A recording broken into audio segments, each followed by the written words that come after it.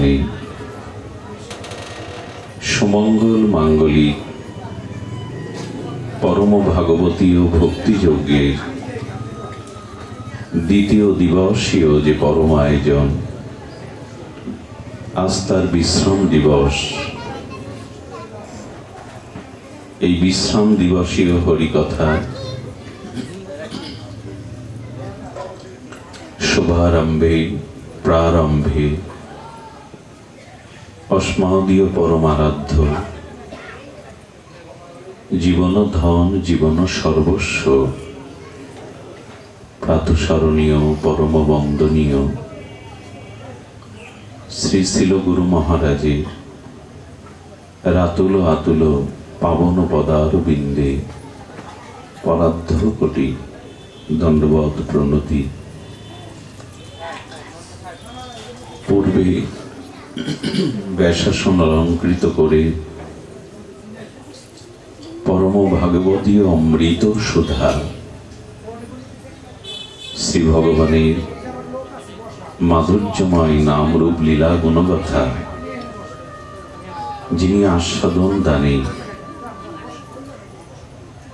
অমৃত বর্ষণ করেছেন, সেই মহাত্মার ফেলালক তার উচ্ছিষ্ট প্রার্থনা যাচনা করে সমাগত গৌড়ীয় আচার্যগণ, ভাগবত রসিকবৃন্দ, বিদ্গদজন, সন্তজন, মহতজন, শ্রদ্ধাশীলা ধর্মশীলা দেবমূর্তি মাতৃগণ, সকল ভক্তচরণে সশ্রদ্ধ দণ্ডবত প্রণতি।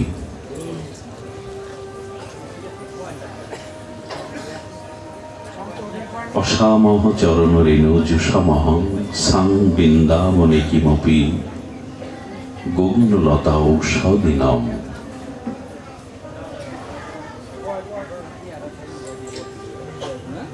আচ্ছা,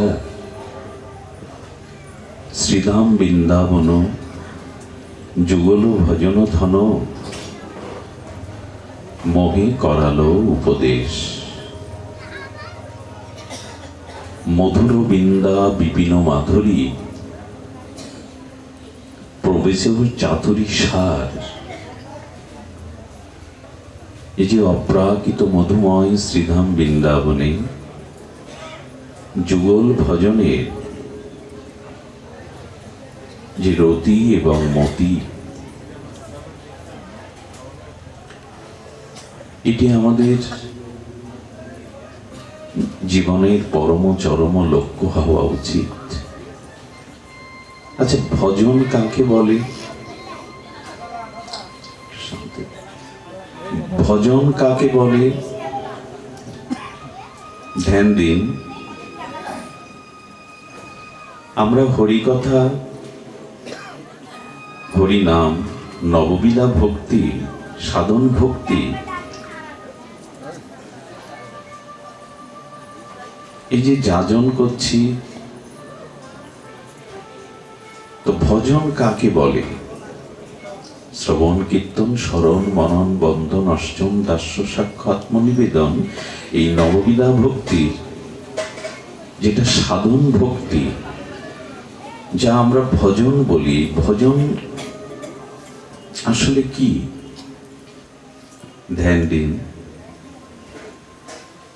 পুনরপি জননম পুনরপি মরণম পুনরপি জননী জঠরে শয়নম। এই যে পুনঃ পুনঃ মাতৃগর্ভে প্রবেশ, পুনঃ পুনঃ মৃত্যুর স্বাদ, অনন্ত কোটি জন্ম প্রবাহে এই জন্ম মৃত্যু জরা ব্যাধি, এই যে কর্মফলের নিদারুণ সংসার যে ত্রিতাপ। আচ্ছা, এই পুনর্জন্ম কেন হয়? পুনঃমরণ কেন হয়? কর্মফলের নিদারুণ এই দুঃখ জরা ব্যাধি আবর্তন হতে হতে কোটি কোটি কল্প, কোটি কোটি জন্ম কেন হচ্ছে আমাদের?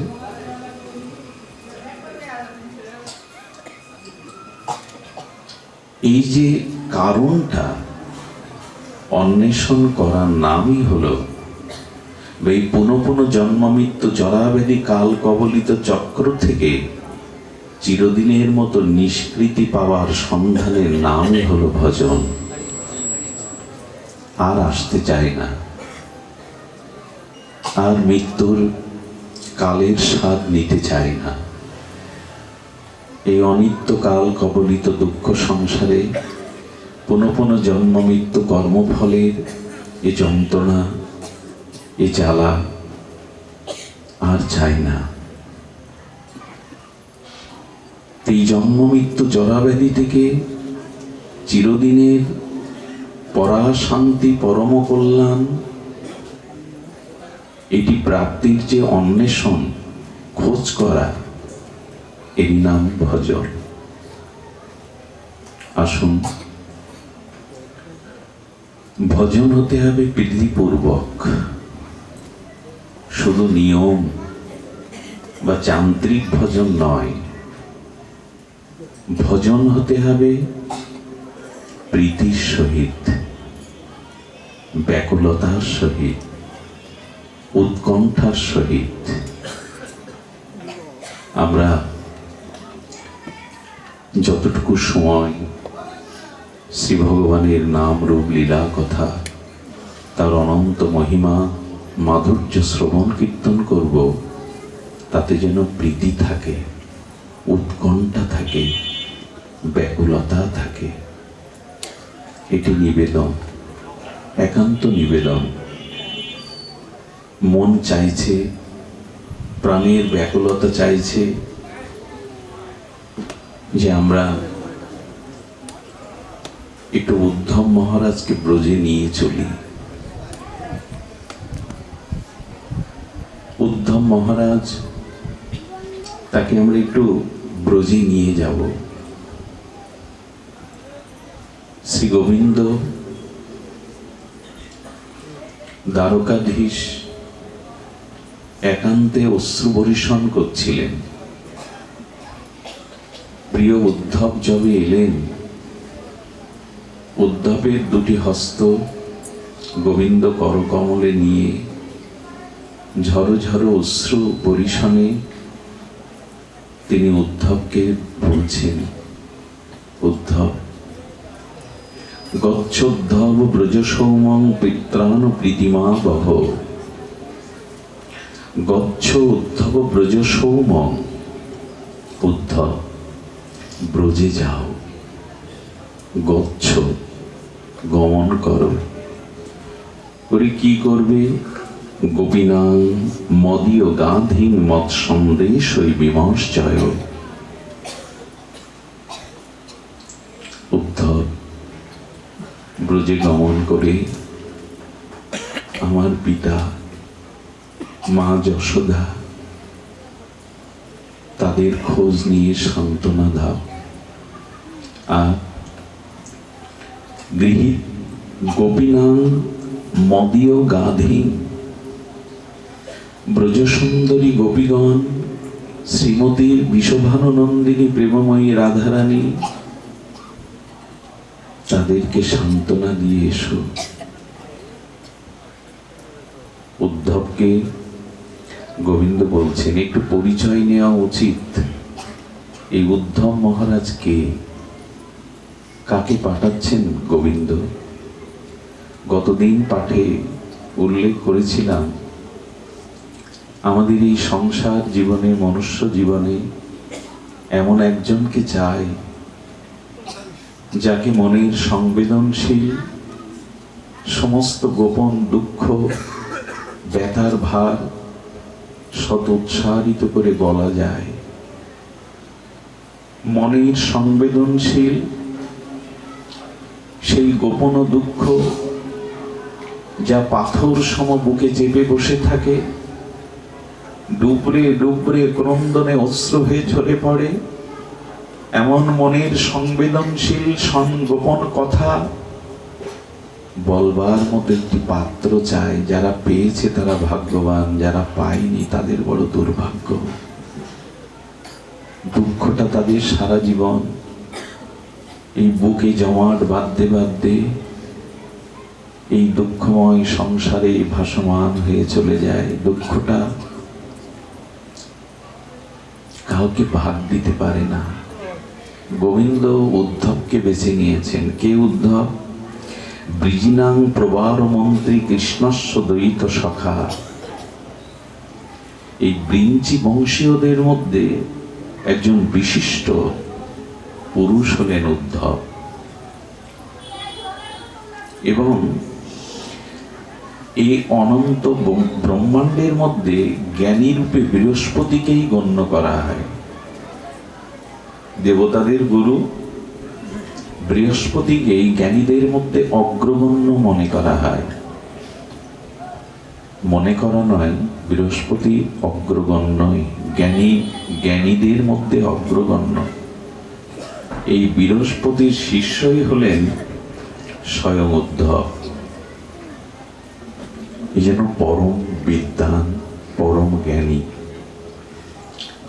ভগবান যাকে তার অন্তরস্থলে সংবেদনশীল কথা ভাগ দেবেন, সে সাধারণ হতে পারে? হতে পারে কি? এবং তিনি পরম বুদ্ধিমান ছিলেন। তার মনীষা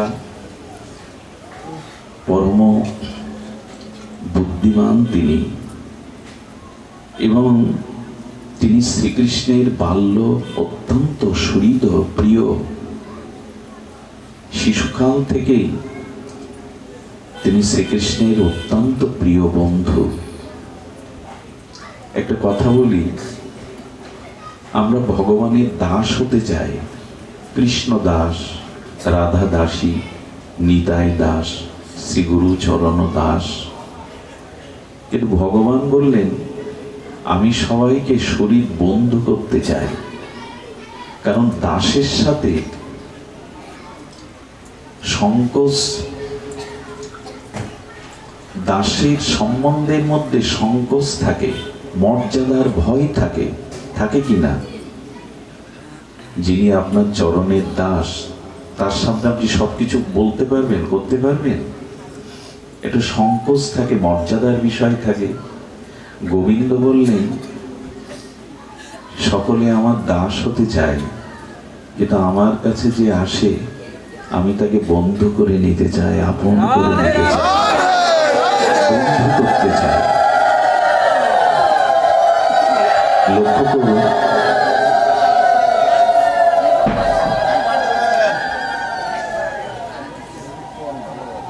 সুগ্রীব স্ত্রীহারা, রাজ্যহারা, সজ্জনহারা। তো সেই সুগ্রীব ভগবানের সাথে বন্ধুত্বের মতো যোগ্যতা কোথায়?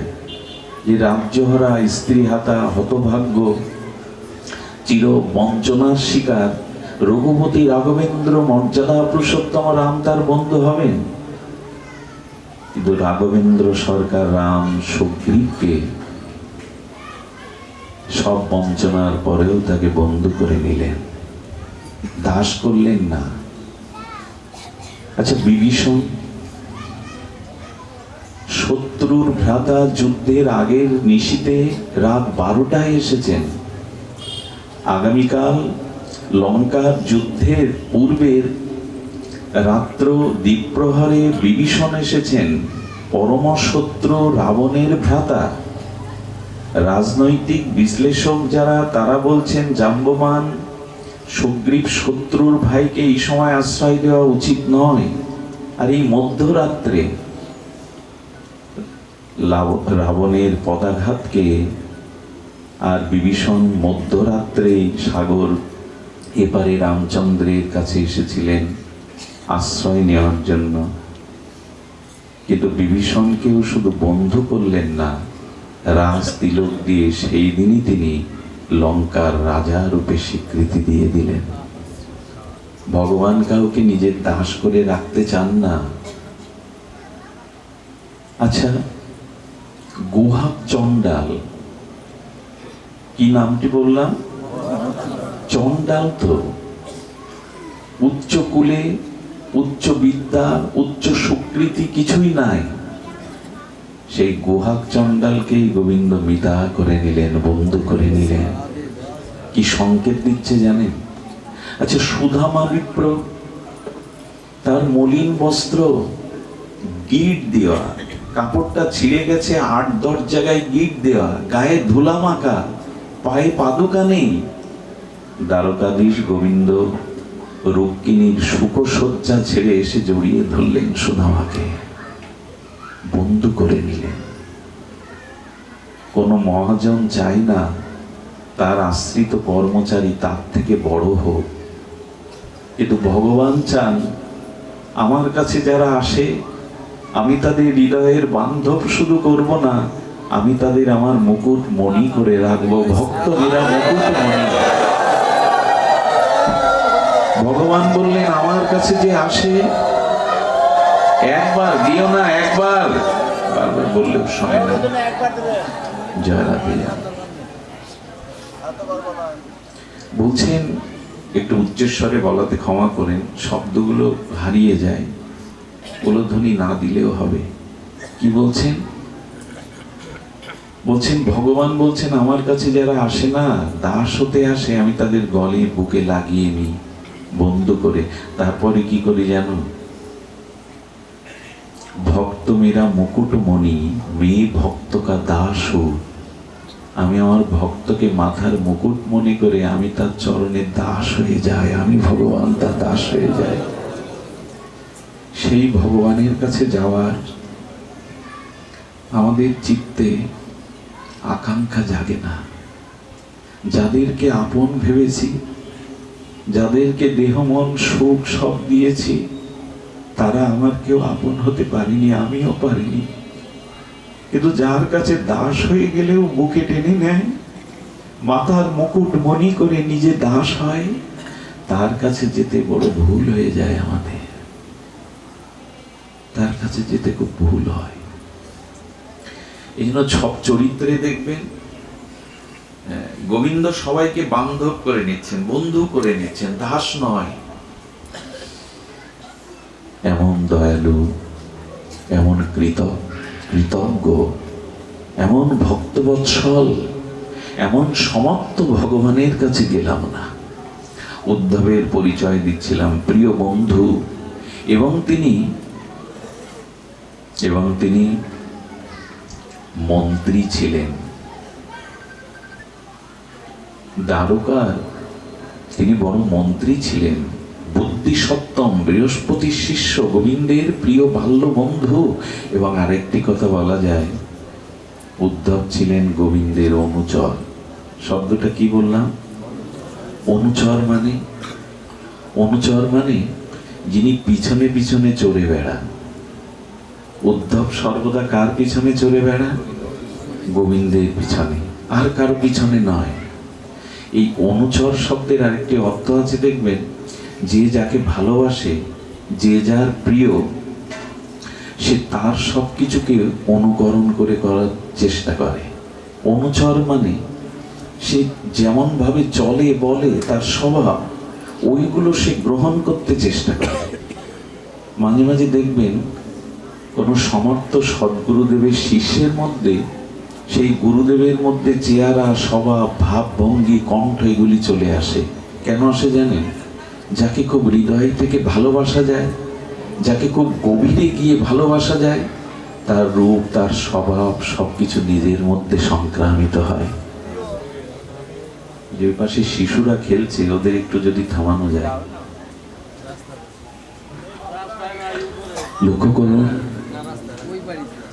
লক্ষ্য করুন, যাকে খুব গভীরে ভালোবাসা যায় না, তার সারূপত্য প্রাপ্ত হওয়া যায়।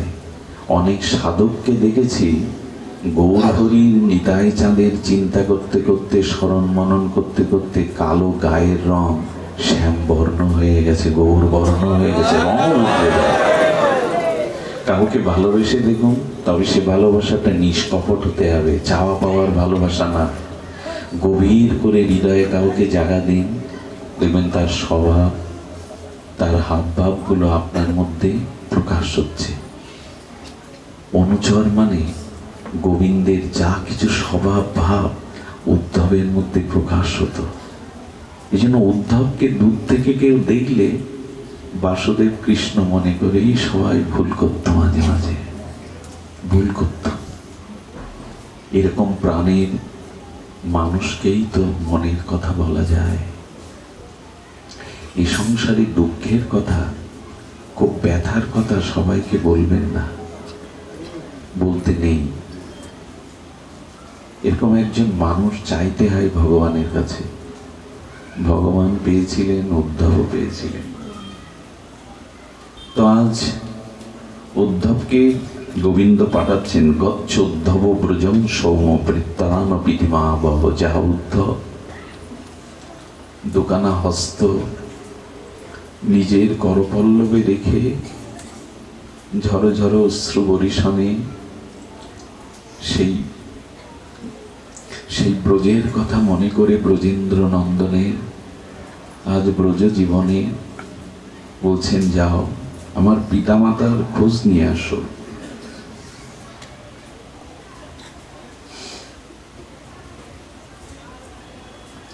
সেই ব্রজবাসীগণ পিতামাতা নিত্য নিরন্তর আমার চিন্তায় তারা মগ্ন, তাদের অন্য চিন্তা নাই, তারা আমার চিন্তাতে সর্বদা মগ্ন। তুমি যাও উদ্ধব। জানো উদ্ধব, আমার চিন্তা নিত্য নিরন্তর শুধু মগ্ন নয়, ব্রজবাসী যারা তাদের প্রাণটা তাদের কাছে নেই, আমার কাছে দিয়ে রেখেছে। ওদের প্রাণ আমার মধ্যে।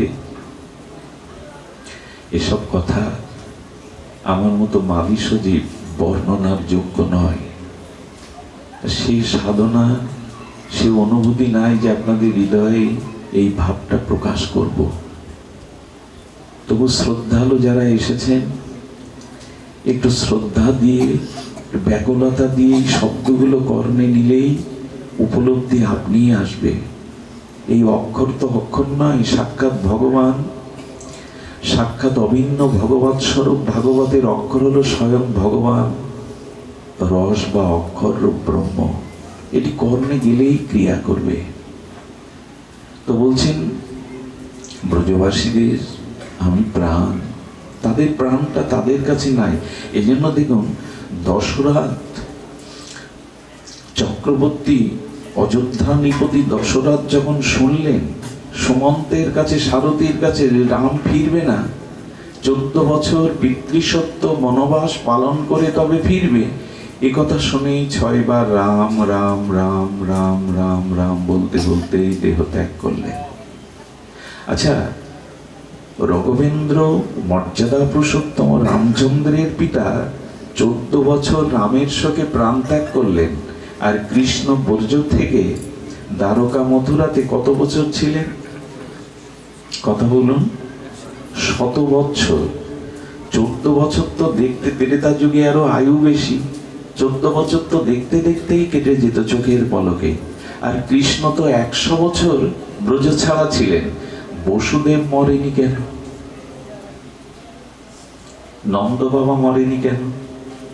প্রশ্নটা কি বোঝা যায়? রামচন্দ্রের পিতা দশরথ 14 বছর রাম বিরহে প্রাণ ত্যাগ করলেন, কিন্তু 100 বছর কৃষ্ণ বিরহে নন্দ বাবা কেন প্রাণ ত্যাগ করেননি?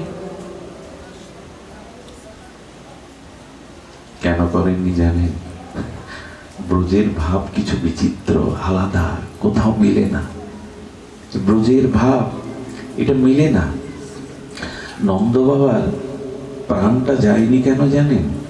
ব্রজবাসীরা শ্রীকৃষ্ণকে মন প্রাণ সব দিয়ে দিয়েছিল। মাঝে মাঝে এই গোপীদের বিরহ দশায় কাল আসতো, মানে মৃত্যু আসতো।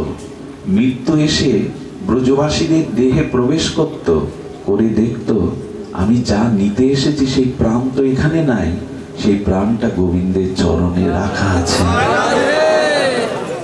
আচ্ছা, গোবিন্দের চরণে যদি কারো প্রাণ থাকে, সে প্রাণ কাল নিতে পারবে, যোগ নিতে পারবে? গোবিন্দের নাম উচ্চারণ করলে কাল দূরে পালায়, আর সেই চরণে যদি কেউ প্রাণ সুরক্ষিত রাখে, মাঝে মাঝে কাল ফিরে আসতো, এদের প্রাণ এদের কাছে নেই, গোবিন্দ চরণে দিয়ে দিয়েছে। বড় মর্মবেদী কথা এগুলি। গোবিন্দ উদ্ধবকে বলছেন, উদ্ধব, ব্রজবাসীদের প্রাণ ওরা আমাকে দিয়ে দিয়েছে, ওদের মন ওদের কাছে নাই, ওদের প্রাণ। এই জন্য মাঝে মাঝে সুখদেব বলেছেন ব্রজ জীবন। এবং জানো, আমি ওদের জীবন সর্বস্ব, আমি ওদের জীবন সর্বস্ব। আমি ছাড়া ওদের জীবনে অন্য কোনো অর্থ নাই। ব্রজের সর্বস্ব ধন হলেন গোবিন্দ। তুমি যাও, তারা নিত্য নিরন্তর মন প্রাণ জীবন আমাকে অর্পণ করেছে, তুমি যাও। উদ্ধবকে মালা দিলেন, প্রসাদী মালা, প্রসাদী চন্দন, প্রসাদী প্রসাদ নিজের মতো করে সাজিয়ে দিলেন। নিজের মতো করে সাজিয়ে উদ্ধব গোবিন্দের দ্বারকাধীশে রথে চড়ালেন। উদ্ধব যাচ্ছেন, কিন্তু তার মধ্যে একটা ভাব কাজ করছে। এটা উদ্ধব জ্ঞানীর মধ্যে বুদ্ধি সপ্তম, বুদ্ধিমান তো জ্ঞানী, বৃহস্পতির শিষ্য। তো তিনি যাচ্ছেন, তার ভিতরে কিছুটা জ্ঞান অভিমান ছিল। আচ্ছা, এখানে একটা কথা মনে পড়লো, ব্রজবাসীরা কেউ তো গোবিন্দের কাছে আসেনি, কোনো পত্র পাঠায়নি। আচ্ছা, কোনো দূত পাঠিয়ে কৃষ্ণের সংবাদ নেওয়ার জন্য তো মথুরায় দ্বারকায় পাঠায়নি। গোবিন্দ কেন পাঠাচ্ছেন? পাঠাচ্ছেন কেন জানেন? ভক্ত ভগবানকে যতটা না স্মরণ করে, ভক্ত ভগবানের জন্য যতটা না খাবে, ভক্ত ভগবানকে যতটা না খোঁজে, তার কোটি গুণ ভগবানই ভক্তকে খুঁজে।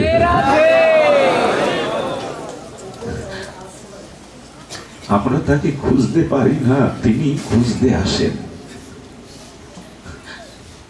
আমরা তো বৈকুণ্ঠে যাই না, গোলক বৃন্দাবনে যাই না, উনি তো নেমে আসেন আমাদের কাছে।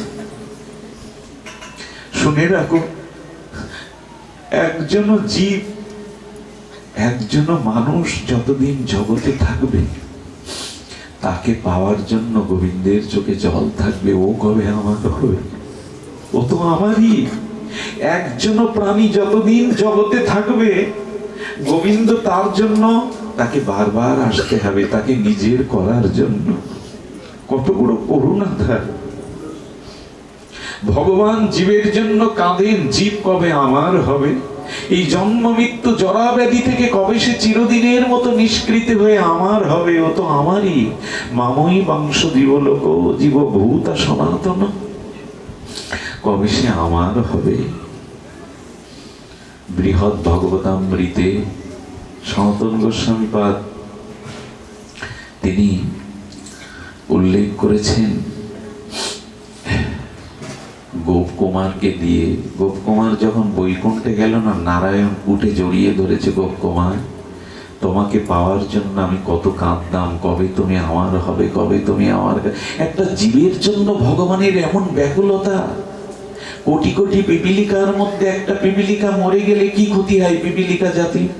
অনন্ত কোটি বিশ্ব ব্রহ্মাণ্ডের জীব নিচয়ের মধ্যে একজন মানুষ ভগবান পেল না, মারা গেল, বারবার জন্মালো, তাতে ভগবানের কি এসে যায়? বলে অনেক এসে যায়। কারণ জীব তো আমার, তাকে আমার না করা পর্যন্ত আমার শান্তি নাই। ভগবান খোঁজে না, আমরা খুঁজি না। ভগবান ডাকে না, আমরা শুনি না। ভগবান আমার জন্য আসেন, আমি তার কাছে যেতে চাই না। এই জন্য ব্রজবাসীরা কাউকে না পাঠালে গোবিন্দ পাঠাচ্ছেন, এই জন্য যে ভক্তকেই ভগবান সর্বতোভাবে তার কথা ভাবেন, তাকে ডাকেন। এই জন্য উদ্ধবকে পাঠাচ্ছেন। বিস্তার না করে অনন্ত সিন্ধু সমুদ্র থেকে এক বিন্দু আমরা আস্বাদনে বেছে নেব। উদ্ধব এই ব্রজযাত্রা এটি ভাগবতের একটি ব্যাপক আর তত্ত্ব মহিমা আস্বাদনে ভরা। আমার নেওয়ার ক্ষমতা নাই। ছোট একটা মাটির ঘট নিয়ে কেউ যদি কুয়োতে জল আনতে যায় না, এই সরল বুদ্ধি অল্প বুদ্ধি মানুষটা মনে করছে কুয়ো ছোট তো তাই এক ঘটি দিল। আমি একটু পুকুরের কাছে যাই, পুকুরে গিয়েও বলছে পুকুর তো ছোট, ও এক ঘটি দিল। নদীর কাছে গিয়ে দেখছে নদীও এক ঘটি দিল। শেষে ভাবলো সাগর অনন্ত অসীম, সাগরের কাছে গেলে বেশি পাবো। সাগরে গেলেও দেখলো সেই এক ঘটি। সাগর তখন বলছেন আমার দেওয়ার ক্ষমতা আছে, তোমার নেওয়ার জন্য পাত্র তো ওই ঘটি। তুমি সাগরে যাও, কুয়োতে যাও, যাচ্ছ তো ওইটুকু পাত্র নিয়ে, তো যেমন পাত্র পাবে তো ততটুকু। এই উদ্ধব সন্দেশের যে অনন্ত সমুদ্র, আমার পাত্র তো ছোট্ট ঘটির মতো, কি নেব আমি? নেওয়ার নাই। তো উদ্ধব চলেছেন, ব্রজের পথে চলেছেন। যেতে যেতে সন্ধ্যা গোধূলি নেমে এলো। আহা, একটু ধ্যান দিন, আমাকে কৃপা করুন, শক্তি সঞ্চার করুন, যেন ওই লীলা চিত্ত মানুষে আমরা দর্শন করতে পারি। ওখানে হারিয়ে যান। গোধূলি বেলা আমাদের সাহিত্যিকরা বলেন, আমাদের ভাগবত আচার্যরা বলেন, গোধূলি বেলাটা একটা বিচিত্র ভাব বহন করে। গোধূলির পশ্চিম দিগন্তে অস্তগামী সূর্যের আবির রাঙা নবনবয়নমান বিচিত্র রঙের উদ্ভব হয়। আকাশে দেখবেন অন্য আকাশ, যেন অন্য পৃথিবী।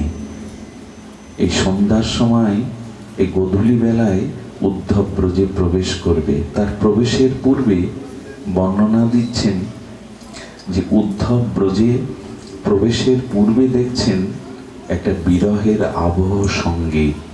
আমার কি মনে হয় জানেন, যারা খুব বিরহী জন, যাদের ভিতরে প্রিয়জনকে হারানোর একটা বিরহ যার ভিতরে রয়েছে না, এই সন্ধ্যা বা গোধূলি বেলা অজান্তেই তার বিরহের রাগ ভেতর থেকে উচ্চারিত হয় সন্ধ্যা নামলে। এটা আমি বোঝাতে পারবো না, যারা অনুভববেদ্য তারা বুঝতে পারবেন। বিরহী জনের সন্ধ্যা বা গোধূলি বেলাটা বিরহ জেগে ওঠে। ব্রজহারা ব্রজবাসীদের সেই বিরহের বাতাসটা অনুভব করলেন উদ্ধবজি। ওখানে যখন প্রবেশ করছেন ব্রজে, আচ্ছা, উদ্ধবের সন্ধ্যা হয়ে গেল। বৃন্দাবন থেকে দ্বারকার মথুরার দূরত্ব খুব বেশি না। দ্বারকার দূরত্ব বেশি বটে, তবে উদ্ধবের পৌঁছাতে দেরি হলো তার একটি কারণ ডক্টর মোহনব্রত ব্রহ্মচারী ভাগবত গঙ্গান্তরী তিনি লিখেছেন যে গোপীরা মথুরায় দধি বিকিনি করে আবার গোধূলি সন্ধ্যার আগে ব্রজে ফিরে আসতো। কিন্তু উদ্ধবের আসতে কেন সন্ধ্যা হয়ে গেল, তাও রথে পড়ে। পদব্রজে তো আসেননি, রথেই এসেছেন, স্বর্ণ রথে, শোভিত রথে। মহানামজি বলছেন, যারা প্রেমের রাজ্যে বাস করে, ভালো করে ধ্যান দিন, যারা ভজন রাজ্যে, অনুরাগের রাজ্যে, প্রেম রাজ্যের বাসিন্দা, তারা যদি বিষয় রাজ্যে কখনো যায়, তবে দ্রুত আবার প্রেম রাজ্যে ফিরে আসতে পারে। কিন্তু যারা মাদিস বিষয় রাজ্যে বাস করে, বিষয় বাসনা যাদের ভিতরে প্রবল, এরা প্রেম রাজ্যে, ভক্তি রাজ্যে পৌঁছাতে এদের বড় দেরি হয়ে যায়, অনেক দেরি হয়ে যায়। প্রেম রাজ্য, ভজন রাজ্যের যারা বাস করে, তারা যদি কোনো ক্রমে বিষয়ে প্রবেশ করে, দ্রুত ফিরে আসে আবার। কিন্তু বিষয়ী জন প্রেম রাজ্যে যেতে তাদের, উদ্ধব কি বিষয়ী? বিষয় না, উদ্ধব জ্ঞান প্রধান আর ব্রজ হলো ভক্তি প্রধান। জ্ঞানীদের মাঝে মাঝে ভক্তি জগতে প্রবেশ করতে বড় দেরি হয়ে যায়। সরল না হলে ভক্তি জগতে প্রবেশে দেরি হয়ে যায়। খুব জ্ঞানীদের দেরি হয়ে যায়, ওরা বিচার করে তো নেতি নেতি ন ইতি, এটা না এটা না, এই বিচার করতে করতেই জ্ঞানীদের জীবন চলে যায়।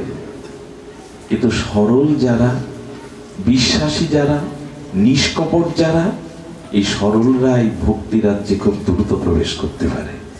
এই জন্য গোপীরা মথুরায় গিয়ে দ্রুত ফিরে আসতে পারত, কিন্তু উদ্ধবের বিলম্ব হয়ে গেল। তো বলছেন যে উদ্ধব চলে যাও। উদ্ধব গেলেন।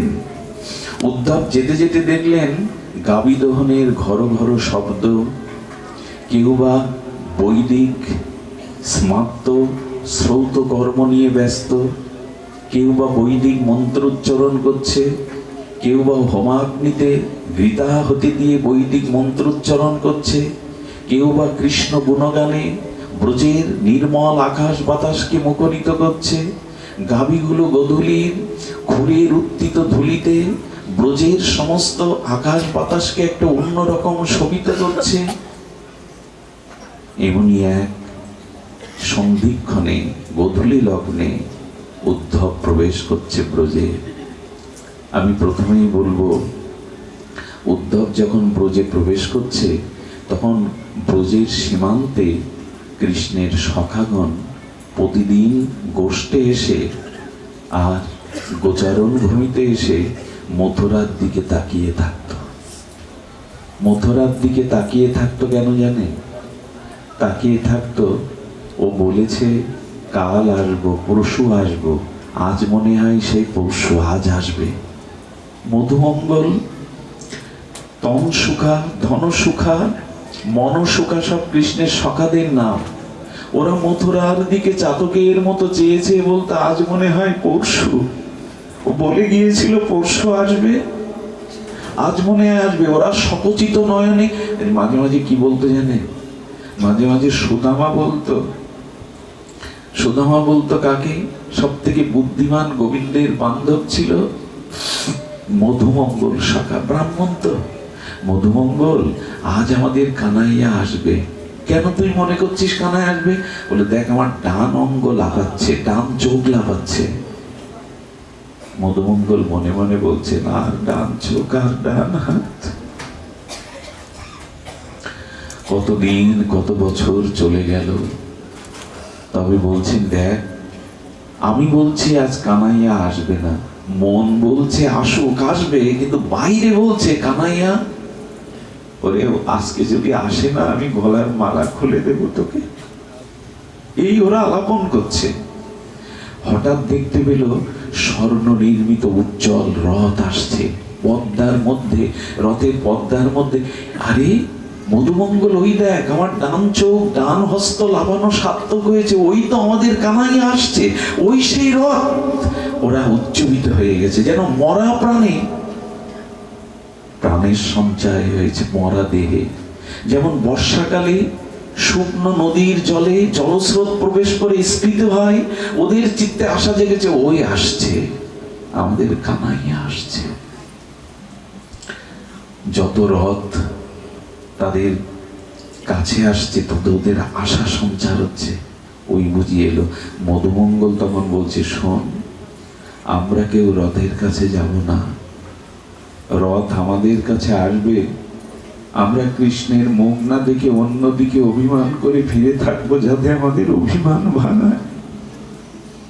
পরশু আসবি বলে এত কাঁদালি, প্রতিদিন গোষ্ঠে এসে তোর দিকে চেয়ে থাকি কানাইয়া, আমরা তোর দিকে তাকাবো না, তুই অভিমান ভাঙিয়ে আমাদের বুকে নিবি তবে কথা বলবো। সবাই মুখ ফিরিয়ে আছে। উদ্ধব রথ থেকে নামলেন। রথ থেকে নেমে দেখছেন কিছু ব্রজ বালক, কিছু ব্রজ বালক অন্যদিকে ফিরে আছে। কেন? উদ্ধব আস্তে আস্তে তাদের ওই যে উদ্ধবের গায়ের যে গোবিন্দের প্রসাদী মালা আছে, চন্দন আছে, বস্ত্র আছে, ওগুলো গোবিন্দের গায়ের অঙ্গ সুগন্ধ বেরোচ্ছে। তো ওরা মনে মনে করছে, হ্যাঁ যা ভেবেছিলাম, গোবিন্দই এসেছে, আমাদের কানাইয়া এসেছে, ওই তো সেই প্রসাদী গন্ধ বেরোচ্ছে। সামনে গিয়ে যখন বলছেন, তোমরা বলতে পারো নন্দ বাবার গৃহ কোনটা? যেই কণ্ঠস্বর শুনেছে তাকে বলছে, কে তুমি? এই রথে তুমি এসেছো? বলে, হ্যাঁ, আমি কৃষ্ণের বাল্যবন্ধু, কৃষ্ণের সখা, আমি উদ্ধবজি। যেই শুনলেন অভিমান দূরে রেখে তাকে বলছে, ও তাহলে রথের মধ্যে আমাদের প্রাণ সখা। এবং কৃষ্ণের বন্ধু তিনজন, কে কে? সুদামা, অর্জুন, উদ্ধব। তবে সখারা কারা বৃন্দাবনে? গোবিন্দ বলেছেন, ওদের আমি বন্ধু বলি না, ওরা আমার প্রাণ। ওরা আমার বন্ধু না, ওরা আমার প্রাণ। ব্রজের ওরা আমার প্রাণ, ওরা বন্ধু না। এই জন্য বন্ধু এই তিনজন। অর্জুন, বন্ধু তো অনেকেই, তার মধ্যে অর্জুন, সুদামা, উদ্ধবজি। উদ্ধবকে বলছেন, ও তাহলে রথের মধ্যে আমাদের প্রাণসখা আছে, আমাদের কানাইয়া আছে? বলেন, কানাইয়া আসেনি, কানাইয়া আসেনি। যেই বলেছে কানাইয়া আসেনি, সবার চোখে জল ভরে গেছে। তাদের তাদের বিরহ বেদনা জাগিয়ে বলছে, ও তোমাকে কানাইয়ের মতো মনে হয়, কে তুমি? বলেন, আমি উদ্ধব। তোমরা আমাকে বলে দাও, নন্দ বাবার গৃহ কোনটি? চোখের জল মুছে কি বললো জানেন? উদ্ধবজি, নন্দ ভবনে যাবে, নন্দ মন্দিরে যাবে, সামনে এগিয়ে যাও, দেখবে একটা জলের ধারা এসে যমুনায় পড়েছে। ছোট ছোট এরকম বৃষ্টি হলে যেদিকে জল গড়িয়ে যায় একটা ধারা তৈরি হয় না, নালা তৈরি হয়। ওই নালার জলটা যেদিক দিয়ে আসছে স্রোত, ওই নালার তীরবর্তী পাদদেশ দিয়ে হেঁটে হেঁটে নালার উৎস যেখানে, যেখান থেকে জলের নালা সৃষ্টি হয়েছে, ওটাই নন্দভবন। এর ব্যাখ্যা আমার কাছে আছে। উদ্ধব বলছে, তোমাদের কথা বুঝতে পারছি না। জলের নালা, ওই নালা তীরবর্তী যেতে যেতে যেখানে নালাটার উদ্ভব হয়েছে, নালার উৎস ওইটাই নন্দ মন্দির, নন্দ বাবার ঘর। বলে, হ্যাঁ গো। বলে, কেন এইটা কেন? যেদিন কৃষ্ণ চলে গেছে, যেদিন ব্রজনাথ চলে গেছে, সেদিন নন্দ বাবা, মা যশোদা, শত শত গোপীরা নন্দ ভবন ঘিরে তাদের প্রেমের বিরহ অশ্রু ফেলতে ফেলতে সেই চোখের জল নালা হয়ে যমুনা এসে মিশে গেছে। তাদের চোখের জলে নালা হয়ে মিশে গেছে। এ ব্যাখ্যা, এ কথা আমাদের মস্তিষ্কে আসবে না। যশোদা মা, ব্রজবাসীগণ নন্দ মন্দিরে একত্রিত হয়ে ক্রন্দন করতে করতে তাদের চোখের জলে নালা হয়ে ধারা বয়ে যাচ্ছে। উদ্ধব বিস্ময় প্রকাশ করলেন, কারো চোখের জলে নালা হয়? জ্ঞানীরা তো কাঁদলে আবেগ বলে। খুব যারা শুষ্ক জ্ঞানী, তারা কেউ কাঁদলে বলে এদের আবেগ বেশি। আমার মনে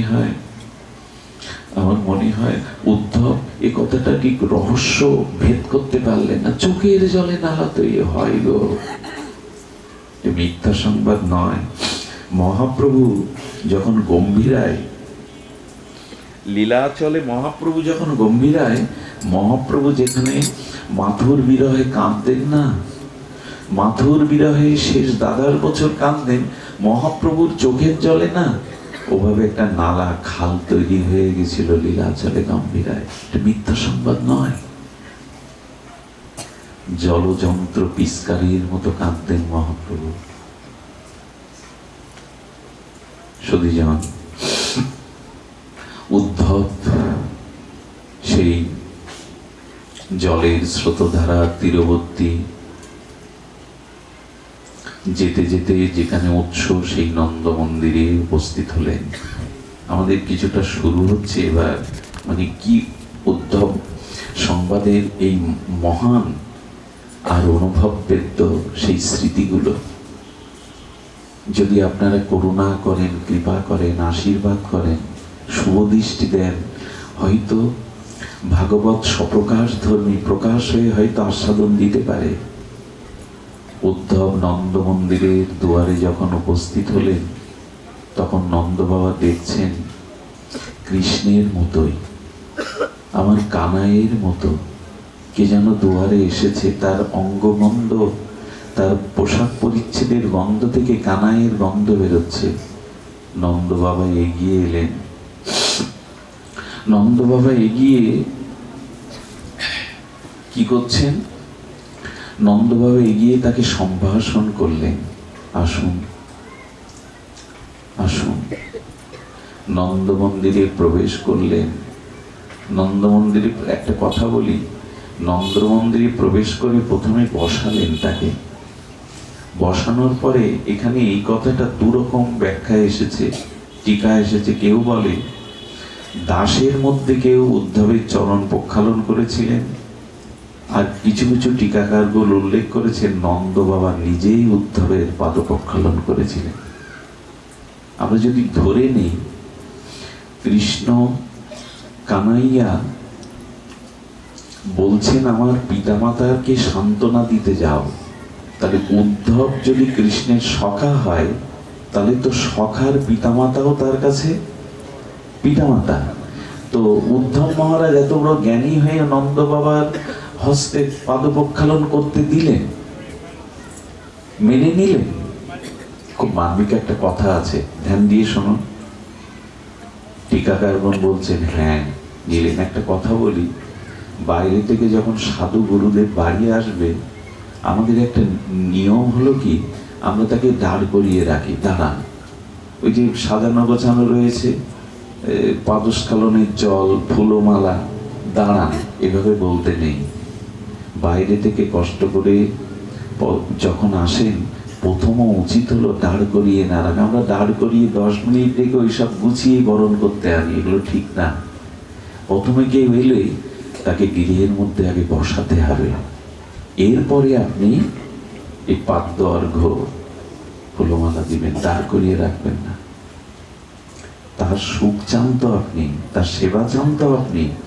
দাঁড় করিয়ে রেখে ফুল খুঁজতে যায়, মালা খুঁজতে যায়, চন্দন খুঁজতে, ঠিক না। অনুভবীরা এরকম করে না। গুরুদেবকে আগে, গুরুদেব চলে যাচ্ছেন, গুরুদেব দাঁড়ান দাঁড়ান, দক্ষিণাটা দিতে মনে নেই, প্রণাম করতে মনে নেই, এবং দাঁড় করিয়ে রাখতে নাই। প্রণাম প্রণাম মনে মনেও করা যায়। আমি মাঝে রাধাকুণ্ডে এক মহাত্মার দর্শনে সৌভাগ্য হয়েছিল, তো আসার পথে খুব বিনয় করে বলছি একটু চরণে মাথা রাখতে পারবো? বলছেন এখানে তো আমি চলাচল করি, এখানে চলাচল করি, ওখানে ধুলো নাও।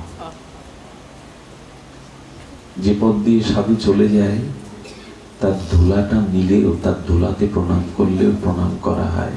উনি দেখছেন না তা না, উনি দেখছেন, ওই প্রণামের আশীর্বাদ পেয়ে যাবে। তাই দূর থেকে কাউকে ডেকে ডেকে দাঁড়ান দাঁড়ান প্রণাম করবে এরকম না, এগুলো অনুভব না, আমাদের আবেগ বেশি। তো গুরুদেবের কাছে 1 বছর পরে গিয়ে বলছি, গুরুদেব আপনার শরীর ভালো আছে? কথা কিভাবে কোথায় বলতে হয় এটা আগে জানতে হয়। গুরুদেব যদি বলে শরীর ভালো না, 2 মাস বসে সেবা কর, পারবেন তো? খুব তো আবেগে বললেন গুরুদেব আপনার শরীর ভালো। সারা বছর 365 দিন খোঁজ নেই, 2 ঘন্টা দেখা করতে গিয়ে জিজ্ঞাসা করছেন গুরুদেব আপনার শরীর, এটা আবেগ ভালো না। যদি বলেন কি বলতে হয় গুরুদেবের কাছে গিয়ে, কিছু না বলাই ভালো, প্রণাম করে জয় রাধে বলে বসে পড়বেন।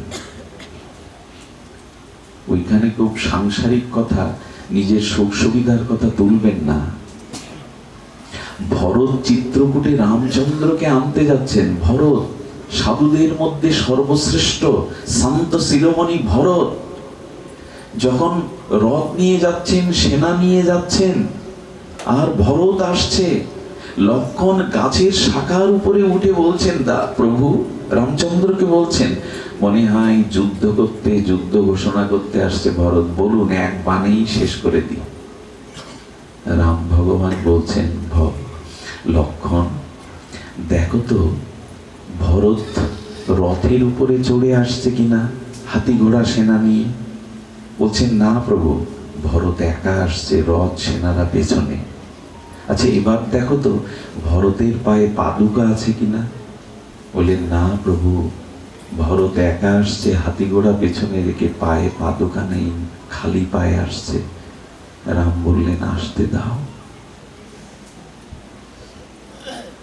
সাধুর কাছে যেতে গেলে, নিষ্কিঞ্চন ত্যাগীর কাছে যেতে গেলে কি ভাব নিয়ে যেতে হয় তা ভরত জানে। খালি পায়ে আসছে কেন? রাজপুত্র ভরত খালি পায়ে চিত্রকূটে যাচ্ছে কেন? পাহাড় পর্বত কাটা আছে, ওখানে কাকর আছে, ধুলোটা তপ্ত সূর্যের কিরণে তাপ আছে, যাচ্ছে কেন জানে? ভরতের পায়ে কাটা বিঁধেছে। ভরত নিজের চরণে বিদ্ধ কাটার যন্ত্রণাটা অনুভব না করে রামের চরণের ব্যথা অনুভব করছে। আহা গো, আমার জন্যই তো তুমি এই পদব্রজে এই পথে চলেছিলে, না জানি তোমার কোমল চরণে কতখানি ব্যথা লেগেছে। নিজের পায়ে কণ্টকীর্ণ ব্যথাকে নিজে অনুভব না করে প্রভুর পায়ে কিভাবে বেজেছিল ব্যথা, এটা অনুভব করছে। কিভাবে যেতে হয় সাধু দর্শনে। এই উদ্ধব আসছে না রাজ পোশাক পরে। উদ্ধবের গায়ে কি পোশাক? রাজ পোশাক। মন্ত্রী তো। উদ্ধব যখন ব্রজে গেলেন না, গোপীদের দর্শন পেলেন, বিরহ কাতরা গোপীদের রাধারানী, তখন উদ্ধব মুকুট ফেলে দিলেন, রাজ পোশাক ছুঁড়ে ফেলে কি বলেছিল জানেন? বড় অন্যায় হয়ে গেছে, এই পোশাক পরে ব্রজে আসা বড় অন্যায় হয়ে গেছে। রাজ পোশাক পরে এদের দর্শনে আসাটা আমার বড় ভুল হয়ে গেছে। এই জন্য খুব আবেগ দেখাতে নেই সাধু দর্শনে। গুরুদেব আপনি ভালো আছেন, তুমি তার সেবা করতে পারবে না, 2 ঘন্টা ফলমূল 10টা টাকা 50টা টাকা প্রণামী দিতে এসে তার শরীরের খোঁজ নিচ্ছ কি? তুমি তো সেবা করতে আসনি। কথার তোতনা কোথায় কিভাবে প্রয়োগ করতে হয় এটাও জানতে হয় গুরুদেবের কৃপায়। উদ্ধব নন্দ বাবার চরণ প্রক্ষালন করলেন। টিকাকারগণের কথা আমরা মেনে নেব কেন জানেন? দেখবেন সন্তান খেলা করে যখন বাড়ি আসে না, গরম লাগছে মা, লাগুক, ঘাম ঝরুক, বাতাস দরকার নেই, কি বলছেন? কৃষ্ণ কথায় চোখে জল না ঝরুক, গায়ে একটু ঘাম ঝরুক, সেটাও তো তার জায়গা। কষ্ট হোক। মা যেন কিছু মনে না করেন, মাকে দিয়ে বললাম সংসারের জন্য কত মাথার ঘাম পায়ে ফেলি, কৃষ্ণের জন্য কবে ফেলবো, কষ্ট হোক। তো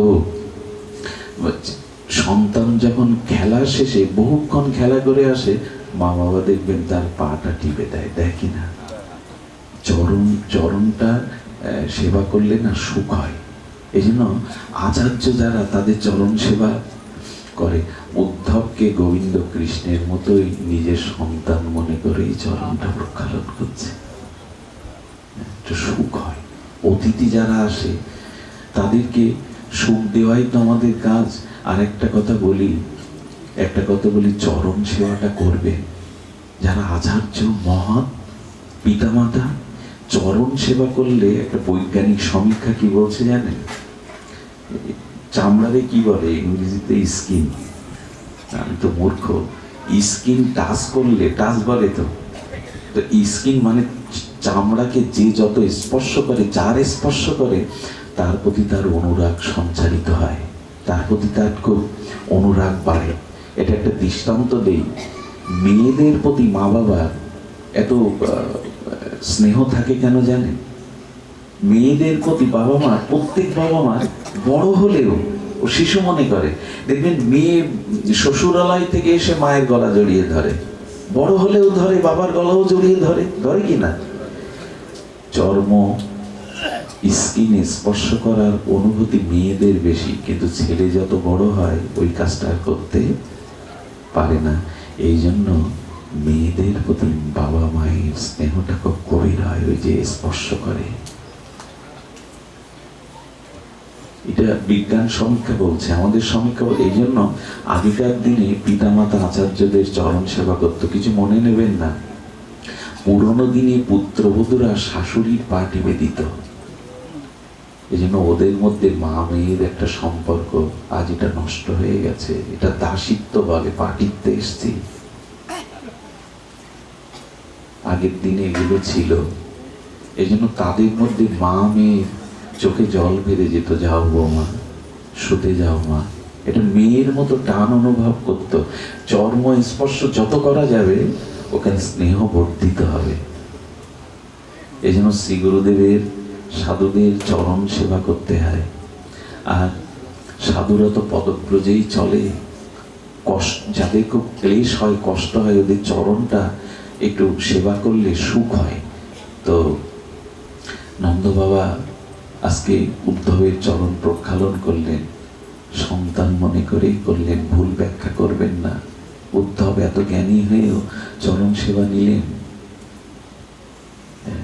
তো সেবা করছেন। এবার কথা প্রসঙ্গে ধীরে ধীরে নন্দ বাবা শুরু করছেন। উদ্ধবকে বলছেন, উদ্ধবকে কি বলবেন? প্রথমে তাকে পাদস্খলন করিয়ে শয্যায় বসিয়ে, এবার তো তাকে দেখুন একবারও কিন্তু কৃষ্ণের প্রসঙ্গ তুলছেন না। একটু ধ্যান দিন। অতিথি বাড়ি এলে, দূরের থেকে কেউ এলে, প্রথমে তার কাছে যাবতীয় রাজ্যের সংবাদ নেবেন না। আগে তাকে বিশ্রাম দিন, আগে তাকে শান্তি দিন। এরপরে কি করেছে জানেন? এরপরে এক ব্রাহ্মণ আলাই থেকে পরমান্ন এনে ওকে সেবা দিয়েছে। নন্দ বাবা রাজা, নবলক্ষ ধেনু, তার ঘরে অন্ন নাই। শুনছো তো মায়েরা? ওনার ঘরে অন্ন নাই। যেদিন থেকে কৃষ্ণ ব্রজ ছেড়ে চলে গেছে, সেদিন থেকে যশোদা মা আর উনানের ধারে যাননি। তারা রান্না করতেন না।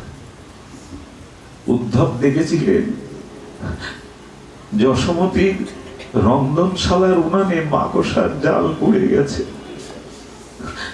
আচ্ছা, উনানে মাকড়সার জাল পড়ে কখন? ওখানে যখন অগ্নি প্রজ্বলন আর করা হয় না। এরই বলে ভালোবাসা, আর কি বলে অনুরাগ। ওই যে ব্রাহ্মণ আলাই থেকে একটু পরমান্ন কেউ দিয়ে যেত, নন্দ বাবা যশোদা মা ঘর থেকে বেরোতো না, একটু করে কেউ দিয়ে যেত। ওই ব্রাহ্মণ আলাই থেকে এনে নন্দ বাবা উদ্ধবকে একটু পরমান্ন দিল। উদ্ধবের চোখের কোণে তখন জল ভরে গেছে, ভাবনা করে না। উদ্ধব ধীরে ধীরে অনুভব করছে যে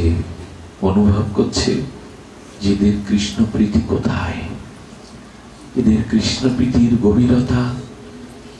উদ্ধব ধীরে ধীরে অনুভবের রাজ্যে প্রবেশ করছে যে এদের কতটা প্রীতি। আর ওদিকে যশোদা দূরে বসে আছে, ঘোমটাটা আছে, যেন অন্ধ নয়নে নীরবে নিভৃতে চোখের জল ফেলছে, চোখের জল ফেলছে, কোনো কথা নেই। আমার মনে হয় কি জানেন, খুব দুঃখ, যন্ত্রণা, ব্যথা যখন খুব গাঢ় হয়, তখন মুখে আর কোনো ভাষা আসে না। উদ্ধবকে দেখে নন্দ বাবা কথা বলছেন, কিন্তু যশোদী মা একটা কথা মুখ থেকে তার প্রকাশ হচ্ছে না।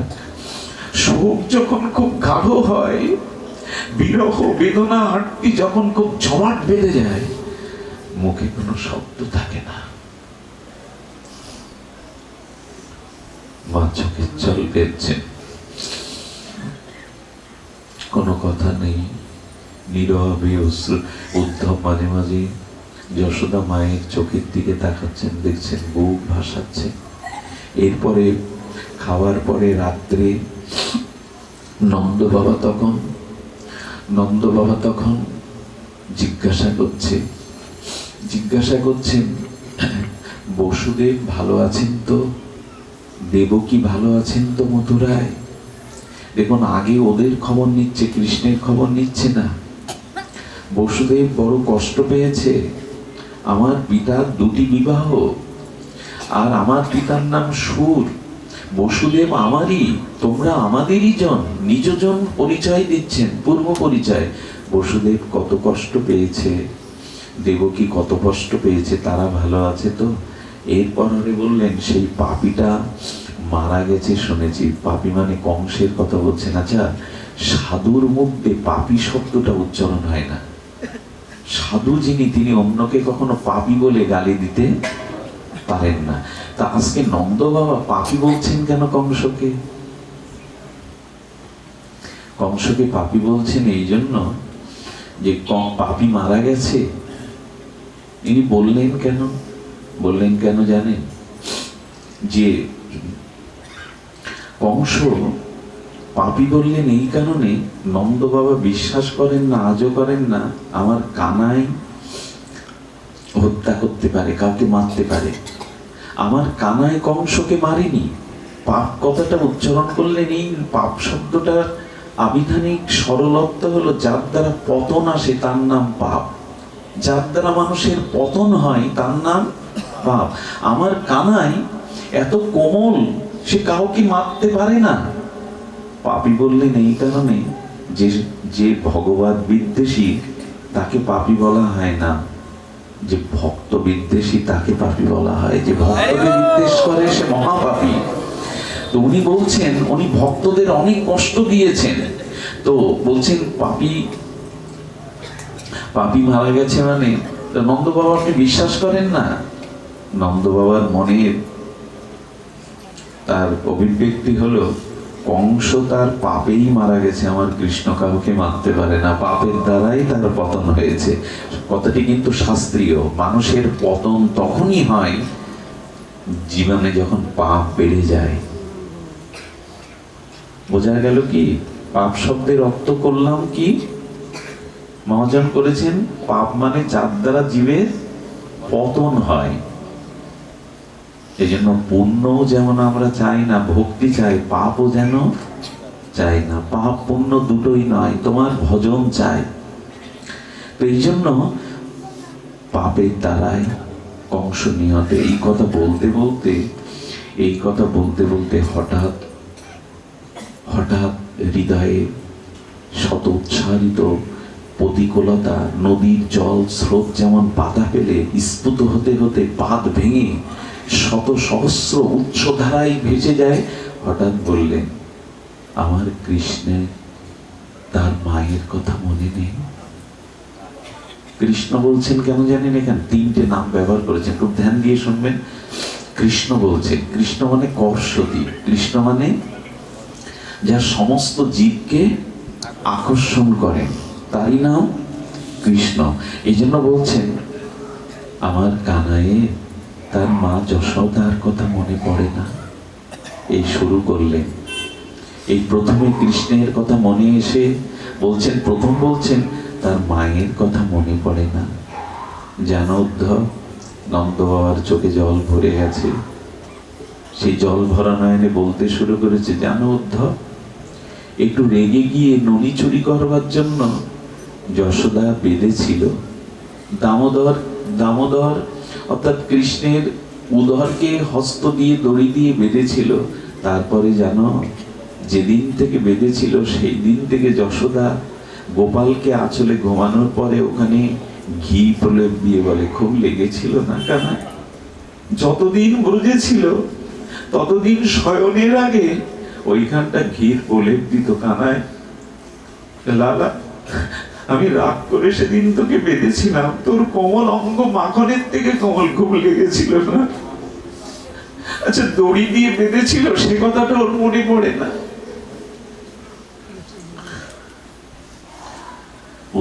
বোবার মতো অবাক হয়ে যাচ্ছেন। কৃষ্ণ ভগবান, উনি সর্বশক্তিমান তত্ত্ব।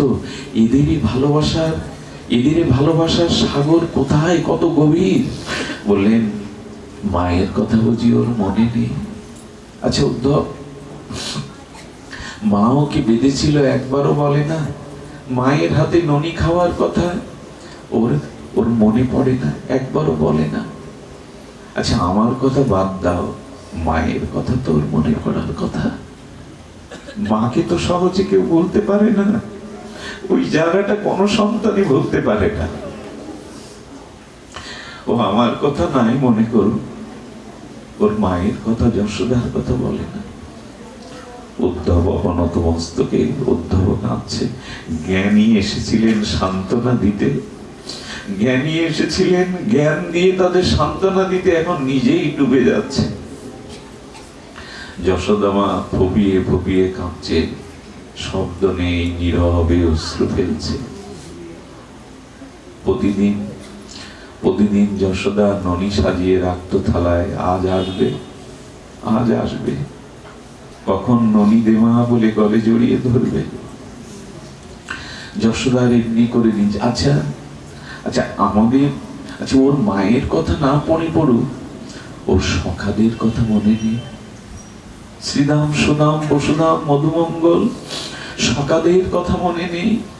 ওর সখারা প্রতিদিন গোষ্ঠে গিয়ে মথুরার পানে তাকিয়ে থাকে, আসার সময় পাথরে আর মাথা আঘাত করতে করতে আজ এলো না।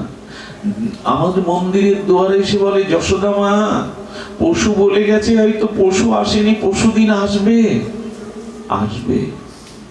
এই সংবাদ দিয়ে যান।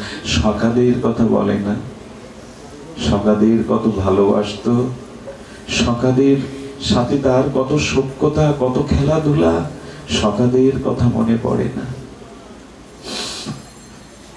সখারা মাঝে মাঝে স্ফূর্তি হতো, কৃষ্ণ আমাদের সাথে আছে, গোষ্ঠে এসেছে। কৃষ্ণকে ভালোবাসার নমুনা কি বলবো। অবন্তীনগরে সন্দীপনী মণির আশ্রমে কৃষ্ণ আর সুদামা, তখন কৃষ্ণ কি করেছে, যেতে যেতে সেই বনে কাঠ কোড়াতে ঝড় এসেছে। ঝড় এসে যখন প্রবল বৃষ্টিপাত, ঝড়, গাছগাছালি ভেঙে পড়ছে, তখন সুদামা বলছে, কানাই তুই শুয়ে পড়, কানাই তুই মাটিতে শুয়ে পড়। কেন রে? শুয়ে পড় না কানাই। কানাই যখন শুয়ে পড়েছে, তখন সুদামা করেছে কি, কানাইয়ের শরীরের উপরে ঢাকা দিয়ে ও শুয়ে পড়েছে। সুদামা, আমার শরীরের উপরে এবার শুয়ে পড়লি যে? ওরে কানাই, ডালপালা ভেঙে পড়ে আমার বুকে পড়ুক, যেন তোর বুকে পড়ে না। বলুন তো কি ভালোবাসা। সখাদের কথা ওর মনে পড়ে না, একবার ওর মন চাই না সখাদের দেখবার জন্য। সখারা তো ওর প্রাণ। উদ্ধবের উত্তর নাই, উত্তর একটাই। উদ্ধব চিন্তা করছে, এই ভালোবাসা, কোটি জ্ঞানী হলেও, কোটি যুগ তপস্যা করলেও এই ভালোবাসা আসবে না। উনি শুনছেন, কৃষ্ণ কম যান না জানো।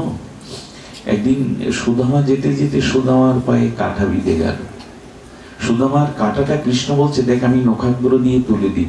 নখ দিয়ে তুলতে গেলে নখটা তো বেশি ধার। বললেন, না, নখ দিয়ে তোলা যাবে না, পাটা আর একটু উঁচু করত। সুদামার চরণটা মুখে নিয়ে দাঁত দিয়ে বের করলেন, কাঁটাটা চুম্বন করে দিলেন। খেলায় হেরে গিয়েছে। সুবল বলছে, কানাই, ব্রজের খেলা বিনোদনও বড় বিচিত্র। কৃষ্ণ এক গর্তের মধ্যে 11টা পাতা রেখেছে। বললেন, এই পাতার মধ্যে একটি পাতা ছিন্ন পত্র, ছেঁড়া, ছিদ্র। ওই পাতাটা তুলতে গিয়ে যার ভাগ্যে পড়বে সে আজ খেলায় হেরে যাবে, আর যারা জিতে যাবে তাদের স্কন্ধে করে ওই যমুনা পুলিনে আর তমাল বৃক্ষের তলে তাকে কাঁধে করে নিয়ে যাবে। সব সখারা গিয়ে গর্তে হাত দেওয়ার আগে কানাইয়ের দিকে তাকাচ্ছে। কানাই বলে ওই গর্তে হাত দিচ্ছে কেন জানেন? ওরা জানে কানাইয়ের দিকে চেয়ে কানাইয়ের নাম করে যা করা যায় তাতে জিত হয়। ওরা কানের নাম করে পাতা তুললো, পড়বে না 11 নম্বর ছেঁড়া পাতাটা গোবিন্দের ভাগ্যেই পড়ে গেল। ভগবান ব্রজে হেরে যান, পরাজয় স্বীকার করেন। এই পরাজয় মানে কিন্তু আমাদের জগতের পরাজয় না। পরাজয় শব্দটার অর্থ করেছেন আমাদের পরা মানে শ্রেষ্ঠ, আর জয় মানে জয়, শ্রেষ্ঠ জয়। ভক্তের কাছে হেরে গিয়ে ভগবানের জয়টা পরাজয় না, শ্রেষ্ঠ জয়। ভক্তের কাছে হারলেই ভগবানের জয় শ্রেষ্ঠ হয়। কেমন জানে, খুব বড় কুস্তিগির বলেছিলেন, মানে ভগবত কিশোর গোস্বামী পাচ্ছি বা কুস্তিগির মানে যারা খুব ওই যে কুস্তি লড়াই করে, ও ঘরে গেছে খাটের উপর, ও ছোট্ট 3 বছরের মেয়েটা, বাবা তোমার গায়ে বল বেশি না আমার গায়ে বল বেশি? বাৎসল্য এই কন্যার কথা শুনে বাবা বলছেন আমার গায়ে, বলে না আমার গায়ে বল বেশি, তাহলে লড়াই হোক। বাবার গলে জড়িয়ে ধরে আর ঝাঁকি দিয়েছে, বাবা ইচ্ছা করেই খাটে পড়ে গিয়ে বলছেন আমি হেরে গেলাম। আমি, এটা কি বাবার হার? এটাই তো বাবার জয়। ভক্তের কাছে পরাজিত হয়ে গোবিন্দ প্রকৃষ্ট জয় মনে করেন। এই জন্য আজ নিজে হারলেন। এরে সুবল বলছে কানাই কাঁধ নিচু কর, তোর কাঁধে উঠবো। কানা একটু ভনিতা করে বলছেন আমি রাজার ছেলে, আমার কাঁধে উঠবি? তখন কনুইটা কৃষ্ণের স্কন্ধে দিয়ে বলছে তুই কোন বড় লোক, তুইও যা আমিও তাই। কানাই নিচে হেরেছিস, এখন কাঁধে নিবি। কি রস এদের! ভগবান ভাবলে এমন হয় গো। আমাদের ভজনটাই এই মাধুর্যের ভজন। এখানে মর্যাদা, তুমি খুব বড় আমি খুব ছোট, এরকম না। ভগবানকে ব্রজের রসে ভালোবাসতে গেলে সখ্য রসে, বাৎসল্য রসে আর মধুরা আরতিতে। এই ভজনটা না পেলে শান্তি নেই। এইখানটায় এটা জানাবার জন্য, এটি দেওয়ার জন্যই মহাপ্রভুর আগমন। মহাপ্রভু শুধু হরিনাম দিতে আসেননি, মহাপ্রভু না এলেও, নিতাই না এলেও এই হরিনাম যুগধর্ম পেতাম, ব্রজপ্রেম পেতাম না, রাধাদাস্য পেতাম না। এটি না পেলে শান্তি নেই। এটাই ভজন। ভজন অনেক রকম, এটা প্রকৃত ভজন হলো এই মাধুর্য ভজন। এই দেখুন কৃষ্ণকে বলছে তুই কোন বড় লোক, তুই আমি সম, হেরে গেছিস, নিচে হয়। কৃষ্ণ সুবলকে কাঁধে নিয়েছেন। আচ্ছা, কেউ কাউকে কাঁধে নিলে চরণটা পড়ে তো বুকের কাছে। কৃষ্ণের কাছে যখন সুবলের চরণ পড়েছে, গোবিন্দ 2 হাত দিয়ে জড়িয়ে ধরেছেন। ভক্তের চরণ এত শীতল, এত কোমল, এত আনন্দ। ভক্তের চরণ বুকে জড়িয়ে ধরে আস্তে আস্তে হাসছেন। কিরে কানাই, ধীরে ধীরে হাসছিস? কানাই মনে করছে যতক্ষণ চরণ বুকে থাকে ততক্ষণ তো আনন্দ, ততক্ষণ তো শান্তি। এই জন্য ধীরে ধীরে যাচ্ছেন, দৌড়ে যাচ্ছেন না। হঠাৎ করে কৃষ্ণের চোখের জল, ভক্তের কোমল চরণ বক্ষে পেয়ে গোবিন্দ এত আনন্দিত যে আনন্দে তার চোখের জল দুপোটা সখার চরণে পড়েছে। সখার চরণে পড়বার সাথে সাথে বলছে কিরে কানাই, আরে জল পড়ছে কোথা থেকে? কানাই বলছেন গাছে হয়তো শিশির বিন্দু লেগেছিল, গাছ থেকে হয়তো পড়ছে, লুকিয়ে যাচ্ছে। তো সখাদের কথা মনে পড়ে না, সখাদের কথা মনে পড়ে না। আচ্ছা, সখাদের কথা না হয় কৃষ্ণের এক এক করে শুনুন, খুব ধ্যান দিয়ে মনোসংযোগ দিয়ে শুনুন। বলছেন সখাদের কথা না হয় মনে করে না, বলে না। আচ্ছা উদ্ধব, আমাদের এই যে উপমন্যু, মানে নন্দ বাবারা তো 5 ভাই, তাই না? উপমন্যু তার শরীরজনের কথা, তার পরিবারের নিজজনদের কথা তার মনে পড়ে না। নিজজনদের কথা কি সে ভুলে গেছে? কত তাকে ভালোবাসত। একদিন একটা লীলা দেখুন, যশোদা মায়ের কাছে তো নালিশ, তো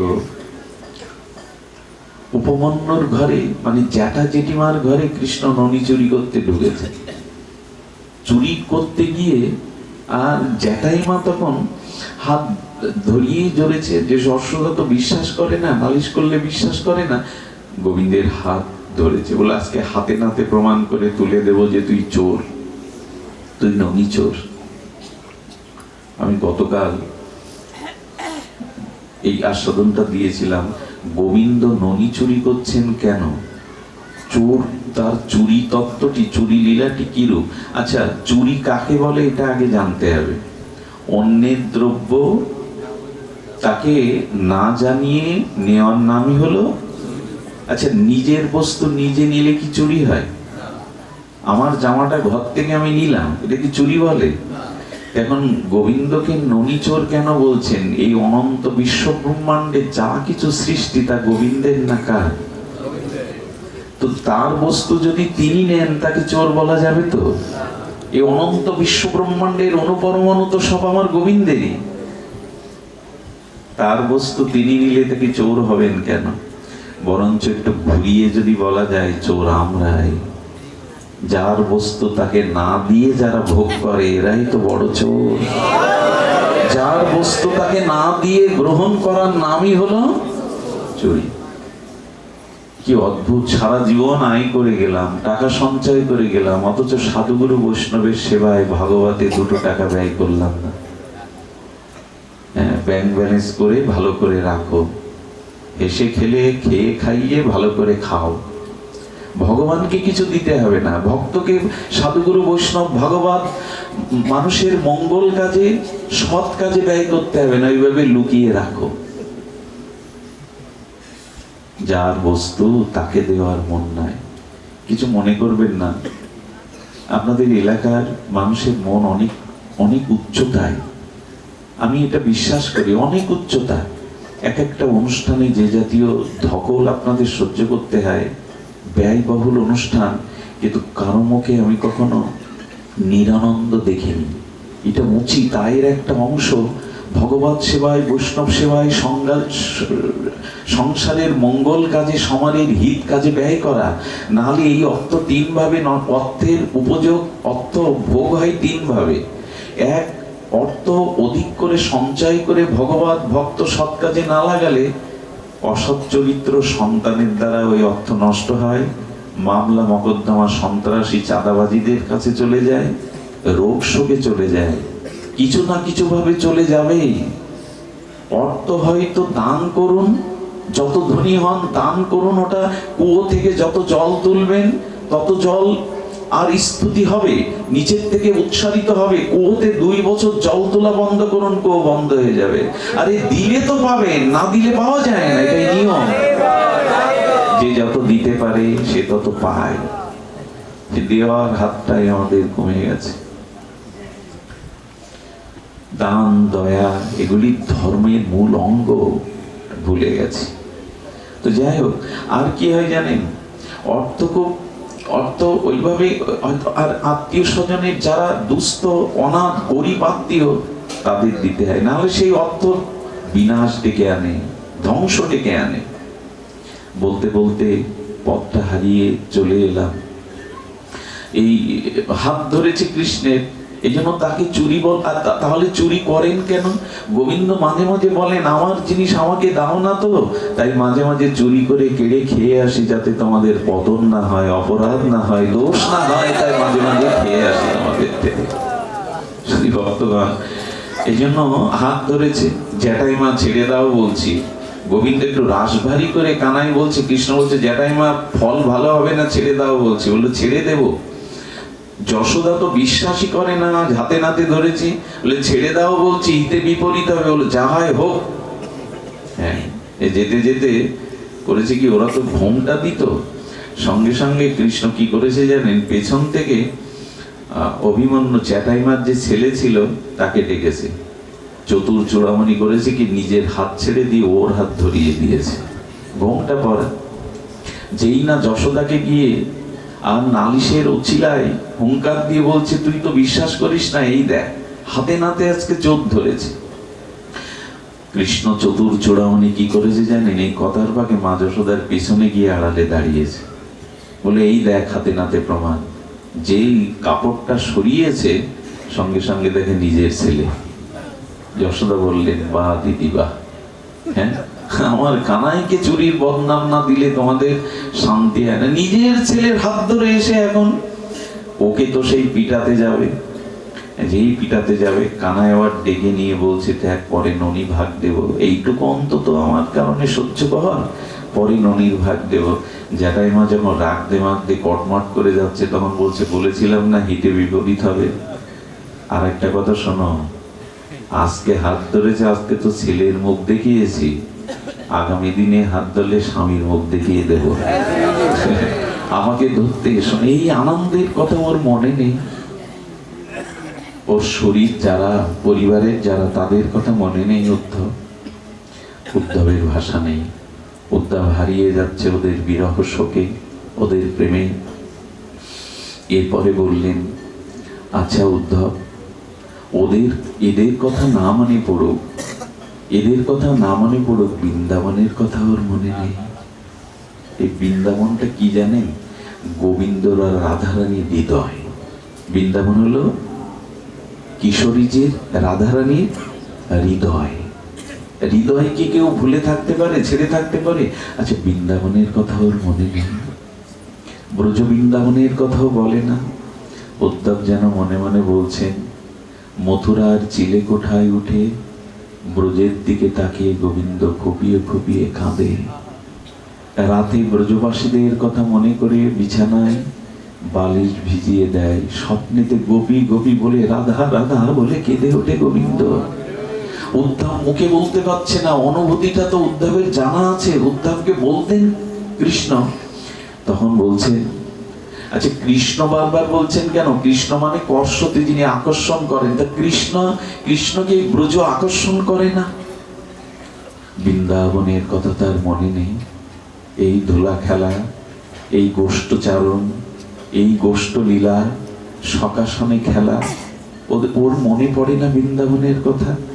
একটা কথা বলি, যারা একবার ব্রজে গেছেন আমি মনে করি ব্রজের কথা তারা আর জীবনে মন থেকে বুঝতে পারবেন না। যারা ব্রজের ধুলি একবার মেখেছেন না, যমুনার নীল জলে একবার অবগাহন করেছেন, বারবার বারবার টানবে আপনাদের। একবার যাবে, রাধারানীকে বিজ্ঞপ্তি নিবেদনটা করে রাখবেন চরণে, করুণাময়ী একবার হলেও তোমার ব্রজে নিও। ঠাকুর মশাই, হরি হরি কবে হবে সে সুদিন? কবে যমুনার জল, কবে নিকুঞ্জ মন্দিরে হা রাধানাথ বলে তোমায় ডাকবো? কবে শীতল বংশী বটে বসবো? কবে নয়ন ভরে গিরি গোবর্ধন পরিক্রমা করব? এই মনে এই ইচ্ছাটা জাগান। একবার ব্রজবাস দিও, একবার ব্রজের রেণুতে আমাকে নিও। আজও এই ব্রজের স্মৃতি দেখুন। বৃন্দাবনে বসে বাড়ির চিন্তা করলে ব্রজযাত্রা হয় না। ব্রজযাত্রা শরীরে না, মনে। ব্রজযাত্রাটা পর্যটনের মতো না, বউ ছেলে মেয়ে বেড়াবার জায়গা না। বৃন্দাবনে হলো মনোযাত্রা, দেহের যাত্রা। বৃন্দাবনে যাওয়া যায় না, দেহের যাত্রা সুন্দরবনে যাওয়া যায়, বৃন্দাবনে যেতে গেলে মনোযাত্রা।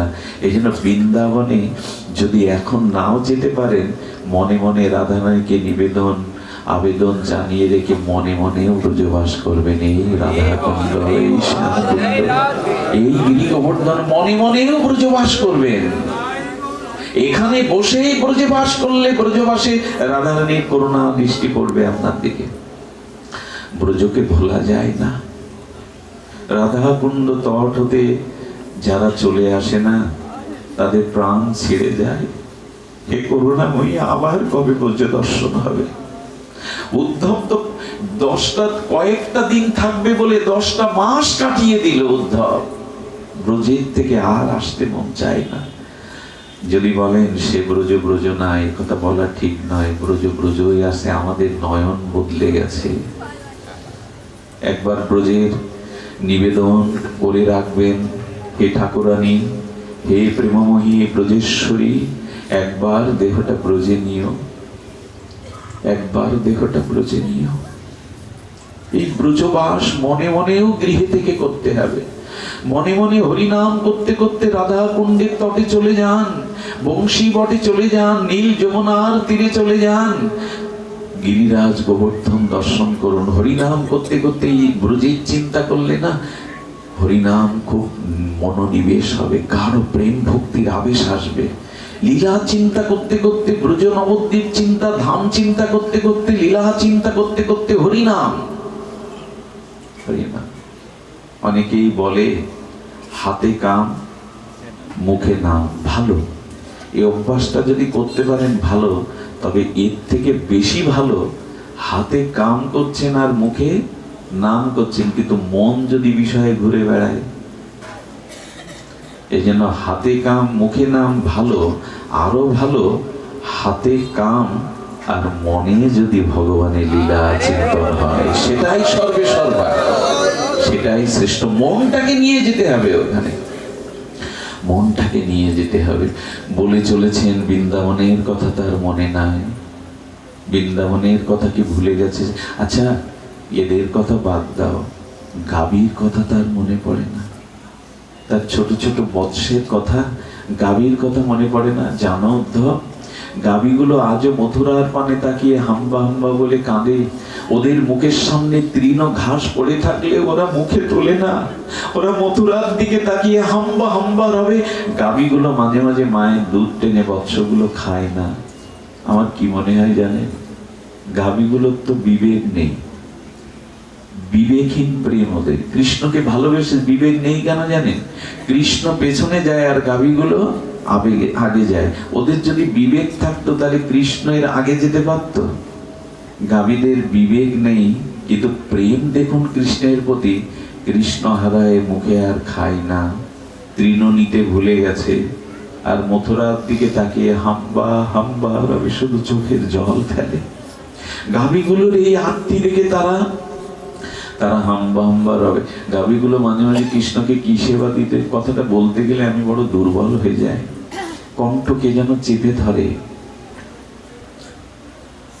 একদিন গোবিন্দ শ্রান্ত ক্লান্ত হয়ে শরতের সেই একটু তপ্ত রৌদ্রে শান্ত হয়ে একটা বটবৃক্ষের ছায় গোবিন্দ বিশ্রাম নিয়েছেন। শ্যামলী ধবলী গাভীগুলো এসে কৃষ্ণের অঙ্গ গন্ধ শুকছে। আহা, আমাদের রাখালিয়ার, আমাদের কানাইয়ের অঙ্গে গন্ধ, কত মধুরতা, কত মধুরতা। যখন ওগুলো শুকছে তখন হঠাৎ করে শ্যামলী বলছে, ওরে গোবিন্দের পায়ে কত ধুলা লেগে আছে, আয়না আমরা চরণটা মুছিয়ে দিই। আচ্ছা, গাভীগুলোর তো হাত নেই, গাভীগুলোর তো হাত নেই যে হাত দিয়ে গোবিন্দের চরণের ধুলোগুলো মুছে দেবে, চরণ সেবা করবে। তখন শ্যামলী বলছেন কি ধবলীকে, ওরে ধবলী রে আয়, আমরা জিহ্বা দিয়ে দিয়ে গোবিন্দের চরণের ধুলাগুলো মুছে দিই। ধবলী তখন বলছে, না, সম্ভব নয়। ওদের মধ্যে অনুভূতির দ্বারা এই কথোপকথন হচ্ছে। আমাদের জিহ্বা তৃণ খেতে খেতে, ঘাস খেতে খেতে না ধারালো হয়ে গেছে। গোবিন্দের চরণ কমল অঙ্গে যে ব্যথা লাগবে, এই জিহ্বা দিয়ে চরণ লেহন করলে ব্যথা লাগবে। কিছু কিছু গাভী কি করেছে জানেন?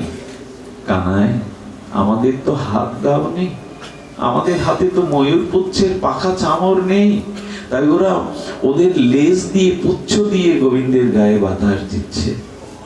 আর শ্যামলী বললেন, উপায় একটা আছে রে, আমাদের জিহ্বার উপরিভাগটা তৃণ খেতে খেতে বড় কঠোর হয়ে গেছে, ধারালো হয়ে গেছে, কিন্তু জিহ্বার উল্টো দিকটা, বিপরীত দিকটা বড় কোমল।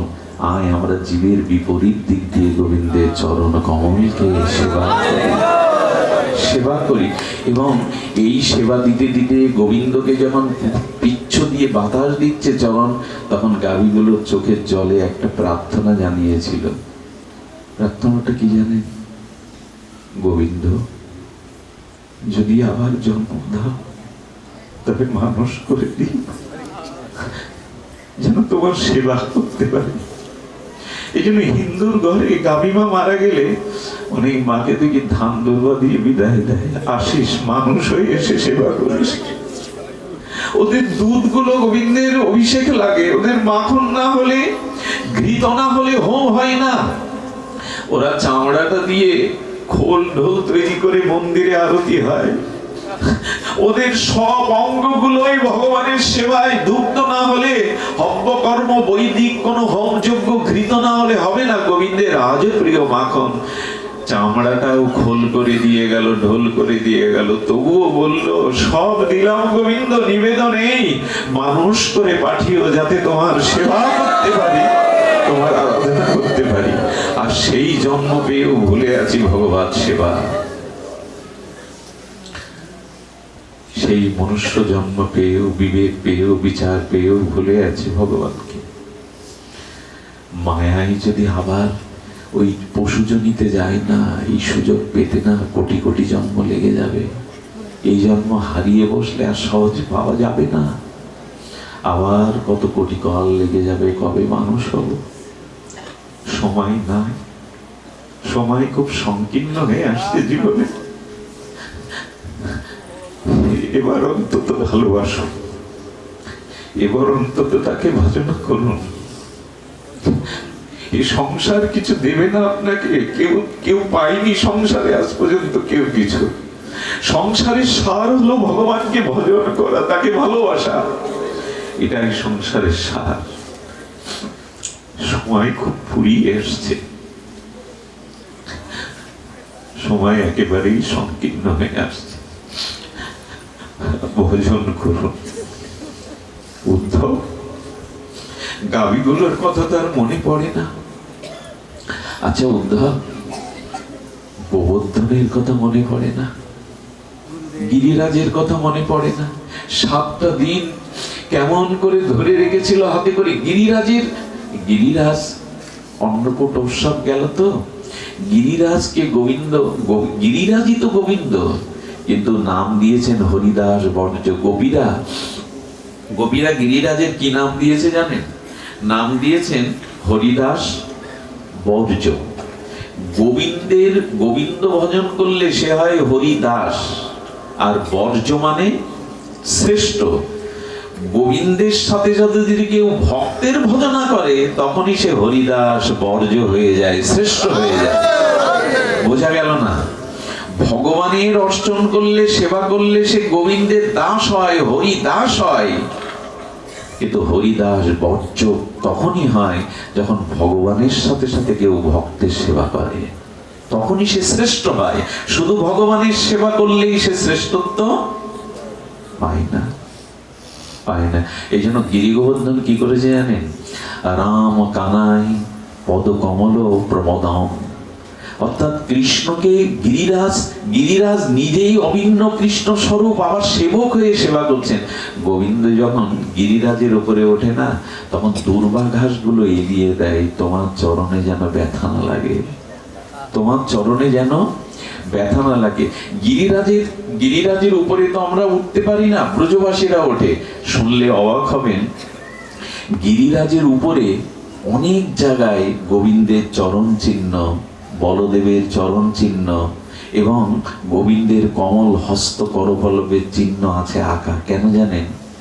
যখন গোবিন্দ চরণ রাখতো, তখন গিরিরাজ মনে করত গোবিন্দের চরণ তো কোমল, আমি যদি কঠোর হই চরণে ব্যথা লাগবে। এই জন্য নবনীতের মতো গলে যেত গিরিরাজ, যাতে গোবিন্দের চরণে সুখ হয়। ওই সময় সাপটা পড়ে গেছে আজও। একবার একজন পরিক্রমা দিচ্ছেন, পরিক্রমা দিতে দিতে কি বলবো, গিরিরাজের ওপর থেকে একটা পাথর তো নয়, সাক্ষাৎ গিরিরাজ নিচে নেমে এলো সামনে। ও তুলে কি দেখলো জানেন? রাধারানীর চরণ চিহ্ন উপরে। গিরিরাজ কি করতো জানেন? গোবিন্দের যখন জল তৃষ্ণা লাগতো, তখন ঝরনা ধারা দিয়ে গোবিন্দকে জল পান করাতো। আমরা পারি তো? এরকম ভাবনা আমাদের আছে তো সেবার। আর কি করতো জানেন? যখন বর্ষা নামতো, গোবিন্দ বেণুধ্বনি করবে, তখন গিরিরাজ একটা গুহার মধ্যে জায়গা দেখিয়ে দিত, এর মধ্যেই বসে বাঁশি বাজাও বাঁশরিয়া। যখন সখীদের সাথে রাধা মাধব মিলিত হতো, তখন রাধা মাধব একান্তকে, মাধুর্যের একান্ত সেবার জন্য গিরি গুহার মধ্যে জায়গা করে দিত। গিরিরাজ রাধা মাধব যুগলে এখানে থাকো, কেউ তোমাদের দেখবে না। মনে পড়ে না? উদ্ধব, আমার কৃষ্ণের মনে পড়ে না? পরে বলছেন মাধব। এই মাধব নামটা সুরভি, গোবিন্দ নামটা পরে বলছেন গোবিন্দ নামটা রেখেছিলেন সুরভি মা, গাভীরা। তো বলছেন এই সুরভি গাভীদের নিয়ে গোবিন্দ চলে বেড়াতো, তার গিরি গোবর্ধনের কথা মনে নেই, একবারও গিরিরাজের কথা তার স্মরণে আসে না। এমন বলতে বলতে বলতে বলতে রাত যখন ভোরে এলো, আমার পাঠও যখন বিশ্রামের সময় এলো, তখন অন্তিম কথা শুনুন, বিশ্রাম কথা শুনুন। এটা মাস বছর ব্যাপী শুনলেও তো এর বিন্দুতে সিন্ধুতে বিন্দু আস্বাদন হবে না। উদ্ধব হঠাৎ একটু সান্ত্বনার জন্য বলে বসেছে, খুব ধ্যান দিন, খুব ধ্যান দিন। উদ্ধব বলে বসেছে, বাবা, ঘরের মধ্যে আবদ্ধ থাকলে এই ঘরে তার স্মৃতি জড়ানো আছে। আপনারা এই ঘরের মধ্যে থেকে থেকে তার স্মৃতি আপনাদের কাঁদায়, এত কাঁদেন কেন? কৃষ্ণ ভগবান বাসুদেব সর্বময়, তার স্থিতি সর্বজীবের হৃদয়ে তিনি বাস করেন, কেন কাঁদছেন? তিনি ভগবান। যেই বলেছে, নন্দবাবা বলেছেন, উদ্ধব তুমি অর্বাচীন বালকের মতো কেন কথা বলছো? এতক্ষণ পর নন্দবাবা বলছেন, তুমি মনে করেছিলাম কৃষ্ণের পাশে থেকে তোমার বুদ্ধি খুলেছে। হ্যাঁ উদ্ধব, কাঁদছি কেন বলছো? চোখের জল মোছাতে এসছো? তবে শোনো, আমি মনে করেছিলাম আমি লোহা হারিয়েছি, এখন দেখছি আমি হীরার টুকরো হারিয়েছি। তুমি বলছো কৃষ্ণ ভগবান, আমার পুত্র শুধু নয়, সে ভগবান। আমার তো মনে হয় উদ্ধব, আমি মনে করতাম কৃষ্ণ আমার ছেলে, এখন দেখছি আমি ছেলের সাথে সাথে ভগবানও হারিয়েছি। আর উদ্ধব, তুমি এখনো শিশু, কাকে কি বলে সান্ত্বনা দিতে হয় তুমি জানো না। তবে শোনো উদ্ধব, জগতের কান্না দুই প্রকার। মানুষ যখন কামনা বাসনা রোগ শোকে সংসারের জন্য কাঁদে, তখন তাকে সান্ত্বনা দিতে হয়, কেঁদো না, কোনো কিছুর অস্তিত্ব চিরদিন থাকে না, তুমি কেঁদো না। সাংসারিক বিষয়ে যদি বিষয়ের ক্রন্দন কেউ করে, তাকে সবাই গিয়ে বলে কাঁদতে নেই, এটা হয়, এটা সংসারের নিয়ম। কিন্তু কৃষ্ণ বলে যদি কেউ কাঁদে উদ্ধব, কখনো যেন তাকে বলো না আর কেঁদো না, বরঞ্চ জড়িয়ে ধরে বলবে আরো কাঁদো, কৃষ্ণ বলে আরো কাঁদো। ভগবানের জন্য কান্না যারা থামায় এরা মূর্খ। দেখবেন এখানে বসে যারা চোখে জল ফেলছেন, পাশে যে আছে না, সে তাকে জড়িয়ে ধরে আরো কান্নাটা বাড়িয়ে দিচ্ছে। ভগবানের জন্য কান্না থামিও না, যত পারো কাঁদো। এই কান্নায় অনেক হালকা হয়, অনেক জন্মের পাপময় জঞ্জাল স্তূপ সরে যায়। কাঁদো, ভগবানের জন্য কান্নাটার মধ্যে যে আনন্দ আছে, সংসারে অন্য আনন্দ তার কাছে তুচ্ছ। তবে আমার আসে না জল। আমি এক মহাত্মাকে জিজ্ঞাসা করেছিলাম, কেন কান্না পায় না বলতে পারো? বলেছিল, বহু জন্মের অপরাধ যদি জমাট বাঁধা থাকে, কৃষ্ণ বললে তার চোখে জল আসতে চায় না। এহেন কৃষ্ণ নামে প্রেম নাই অঙ্কুর, জানিও দেহে আছে অপরাধ প্রচুর। তবে সবার কান্না সমান নয়। ফল্গু নদী যেমন ভেতরে তার জলপ্রবাহ, কেউ কেউ আছে বাইরে না কাঁদলেও অন্তরে তারা কাঁদে গোবিন্দের জন্য। এই কান্নাটা আরো গভীর, আরো গভীর। তবে মাঝে মাঝে চিৎকার করে একাকী গোবিন্দের জন্য কাঁদতে চেষ্টা করবেন, দেখবেন সব হালকা হয়ে গেছে বুকের মধ্যে। রামকৃষ্ণদেব বলেছিলেন, পরমাংশ ওরে, সংসারের জন্য ঘটি ঘটি কাঁদিস, কৃষ্ণ বলে তো এক ফোঁটা কাঁদিস না। সংসারের জন্য তো কত কাঁদলি, আমার বলে, কৃষ্ণের জন্য তো কাঁদলি না। চোখের জল পড়লে দেখবেন শুকিয়ে গেলে একটা রেখা তৈরি হয়, পথ তৈরি হয় না? চোখের জল শুকিয়ে গেলে দেখবেন একটা রেখা তৈরি হয়। আমার মনে হয় গোবিন্দ যেন বললেন যে তোমার অনন্ত জন্মের সব ধুয়ে ফেলেছো, পথ রচনা করেছো, ওই পথ দিয়ে আমি তোমার কাছে আসবো, তোমার ওই পথ বেয়ে আসবো তোমার কাছে। নন্দ বাবা বললেন, উদ্ধব, ভগবানের জন্য যারা ক্রন্দন করে তাদের সান্ত্বনা দিতে নেই, থামাতে নেই, বলতে হয় আরো কাঁদো। উদ্ধব দেখলো আমার জ্ঞান এখানে ডুবে গেছে, কাদের সান্ত্বনা দিতে এসছে আমি। সঙ্গে সঙ্গে তখন বললেন, বাবা একটু যদি বাইরে যান, এই যে যমুনার তীরে যান, একটু গোবর্ধনের তীরে যান, আচ্ছা বৃন্দাবনের বৃক্ষগুলোর ছায়ায় যদি যান, তাহলে কিছুটা শোক অবমোদন হয়, কিছুটা শোক দূরে যায়। উদ্ধব, আমি একদিন গিয়েছিলাম, আমি বনবীথিকায়, বৃন্দাবনের বনবীথিকায় বৃক্ষের তলে দাঁড়িয়েছিলাম। বৃক্ষগুলো দেখলাম ঝরঝর করে পাতা দিয়ে কাঁদছে আর বলছে, বাবা আমরা তো জড়ো, আমরা তো এক জায়গা থেকে আরেক জায়গায় যেতে পারি না, আমরা বৃন্দাবন ছেড়ে মথুরায় কৃষ্ণকে আনতে যেতে পারি না, তুমি তো জড়ো নাও, তোমার তো পা আছে, কেন আমাদের কৃষ্ণকে আনো না, কেন তাকে ফিরিয়ে আনো না, আমরা তো বৃক্ষ। আমি অবাক হয়ে দেখলাম আমার থেকে বৃক্ষের শোক আরো বেশি। ভাবা যায় গো, বৃক্ষগুলো কেঁদে উঠে বলছেন আমরা তো জড়ো, আমরা চলতে পারি না নন্দ বাবা। যমুনা বলছেন আমরা তো তাকে আহ্বান করে আনতে পারি না বাবা, তাকে ফিরিয়ে আনো। আমি বলতে বলতে রেখে এসেছি, নন্দ বাবা মরেনি কেন জানেন? নন্দ বাবা মরেনি এই জন্য, তিনি বলেছিলেন, যশোদা কৃষ্ণ শোকে যদি প্রাণটা বের করে দিই না, যেদিন আমার কানায় এসে ব্রজে এসে ডাকবে নন্দ বাবা বলে, সেদিন যদি আমার মুখখানা না দেখে, আমি বুকে না নিই, কত কষ্ট হবে কৃষ্ণের। তাই আমি বিরহ যন্ত্রণা বুকে নিয়ে প্রাণটা ধারণ করে আছি, কবে কৃষ্ণ এসে বাবা বলে ডাকবে, কোলে উঠবে। এই জন্য উনি মরেননি। দশরথ রামের চিন্তা করেনি যে রাম ফিরে এলে বাবাকে মুখ না দেখলে রামের কত কষ্ট হবে, কিন্তু নন্দ বাবা ভেবেছিল কানায় এসে যদি বাবা বাবা বলে ডেকে না পায়, সেদিন তার বুকে কত কষ্ট হবে। যমুনার পাশে গেলে যমুনা বলে, বৃক্ষ বলে, গিরি গোবর্ধন বলে, বৃন্দাবনের প্রতিটি ধূলি গোবিন্দের জন্য প্রতীক্ষায় আছে। এর পরেরটুকু গোপীদের কাছে নিয়ে যাওয়া উদ্ধবে, সে এক আরো বিস্ময়কর সংবাদ। এর থেকে কোটিগুণ প্রবাহ স্রোত বিরাহের গোপীদের মাঝে। এর পরের দিন নন্দ মন্দির অঙ্গন ছেড়ে বনবীথিকার গম্ভীরে প্রবেশ করেছিলেন উদ্ধব। আর উদ্ধব প্রবেশ করে সেই গোপিকাদের বিরহ অনালে দগ্ধীভূত মূর্তিগুলো দেখেছিলেন। শুধু একটা কথা বলে আজকের পাঠ বিশ্রাম রাখি। গোপীরা আর উদ্ধবকে বলেছিল, মথুরায় বুঝি পূর্ণিমা হয় না, মথুরায় বুঝি রাত আসে না, মথুরার আকাশে বুঝি চাঁদ ওঠে না উদ্ধব? উদ্ধব বলেছিল, চাঁদ তো পৃথিবীর সবখানেই ওঠে, রাত তো নেমে আসে পৃথিবীর সব গ্রামে, সব স্থানে। গোপীরা বলেছিল, মথুরায় রাত নামে না। ওগো, মথুরায় যদি রাত নামতো তাহলে ভোর হয়ে কাল হতো, রাত পেরিয়ে আগামী কাল হতো। আর আমাদের প্রাণনাথ বলেছিলেন কাল আসবো। আমার মনে হয় মথুরায় রাত আসে না বলে কালও আসে না, কাল আসলে তো সে ফিরে আসতো।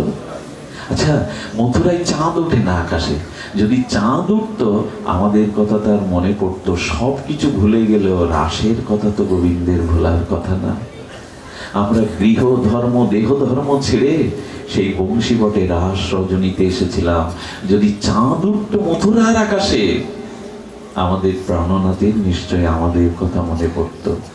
যদি মহাপ্রভু কৃপা করে কোথাও না কোথাও এই গভীর বিরহ, গোপী সাথে আমাদের উদ্ধবজির এই অপূর্ব ভাগবত বিরহ আরতির এই আলাপনের ইচ্ছা জাগলো। কৃপা করবেন যেন ব্রজভক্তিতে রতি হয়, মতি হয়। শান্তদার পরিবারকে সাধুবাদ নয়, একটু আশীর্বাদ করুন তাদের পুরো পরিবারকে। এমনি করে গৃহে আপনাদের চরণধূলি পেয়ে যেন তারা কৃষ্ণ ভক্তি উত্তরোত্তর বৃদ্ধি পায়। আজ এইটুকুই, মঙ্গল হোক আপনাদের।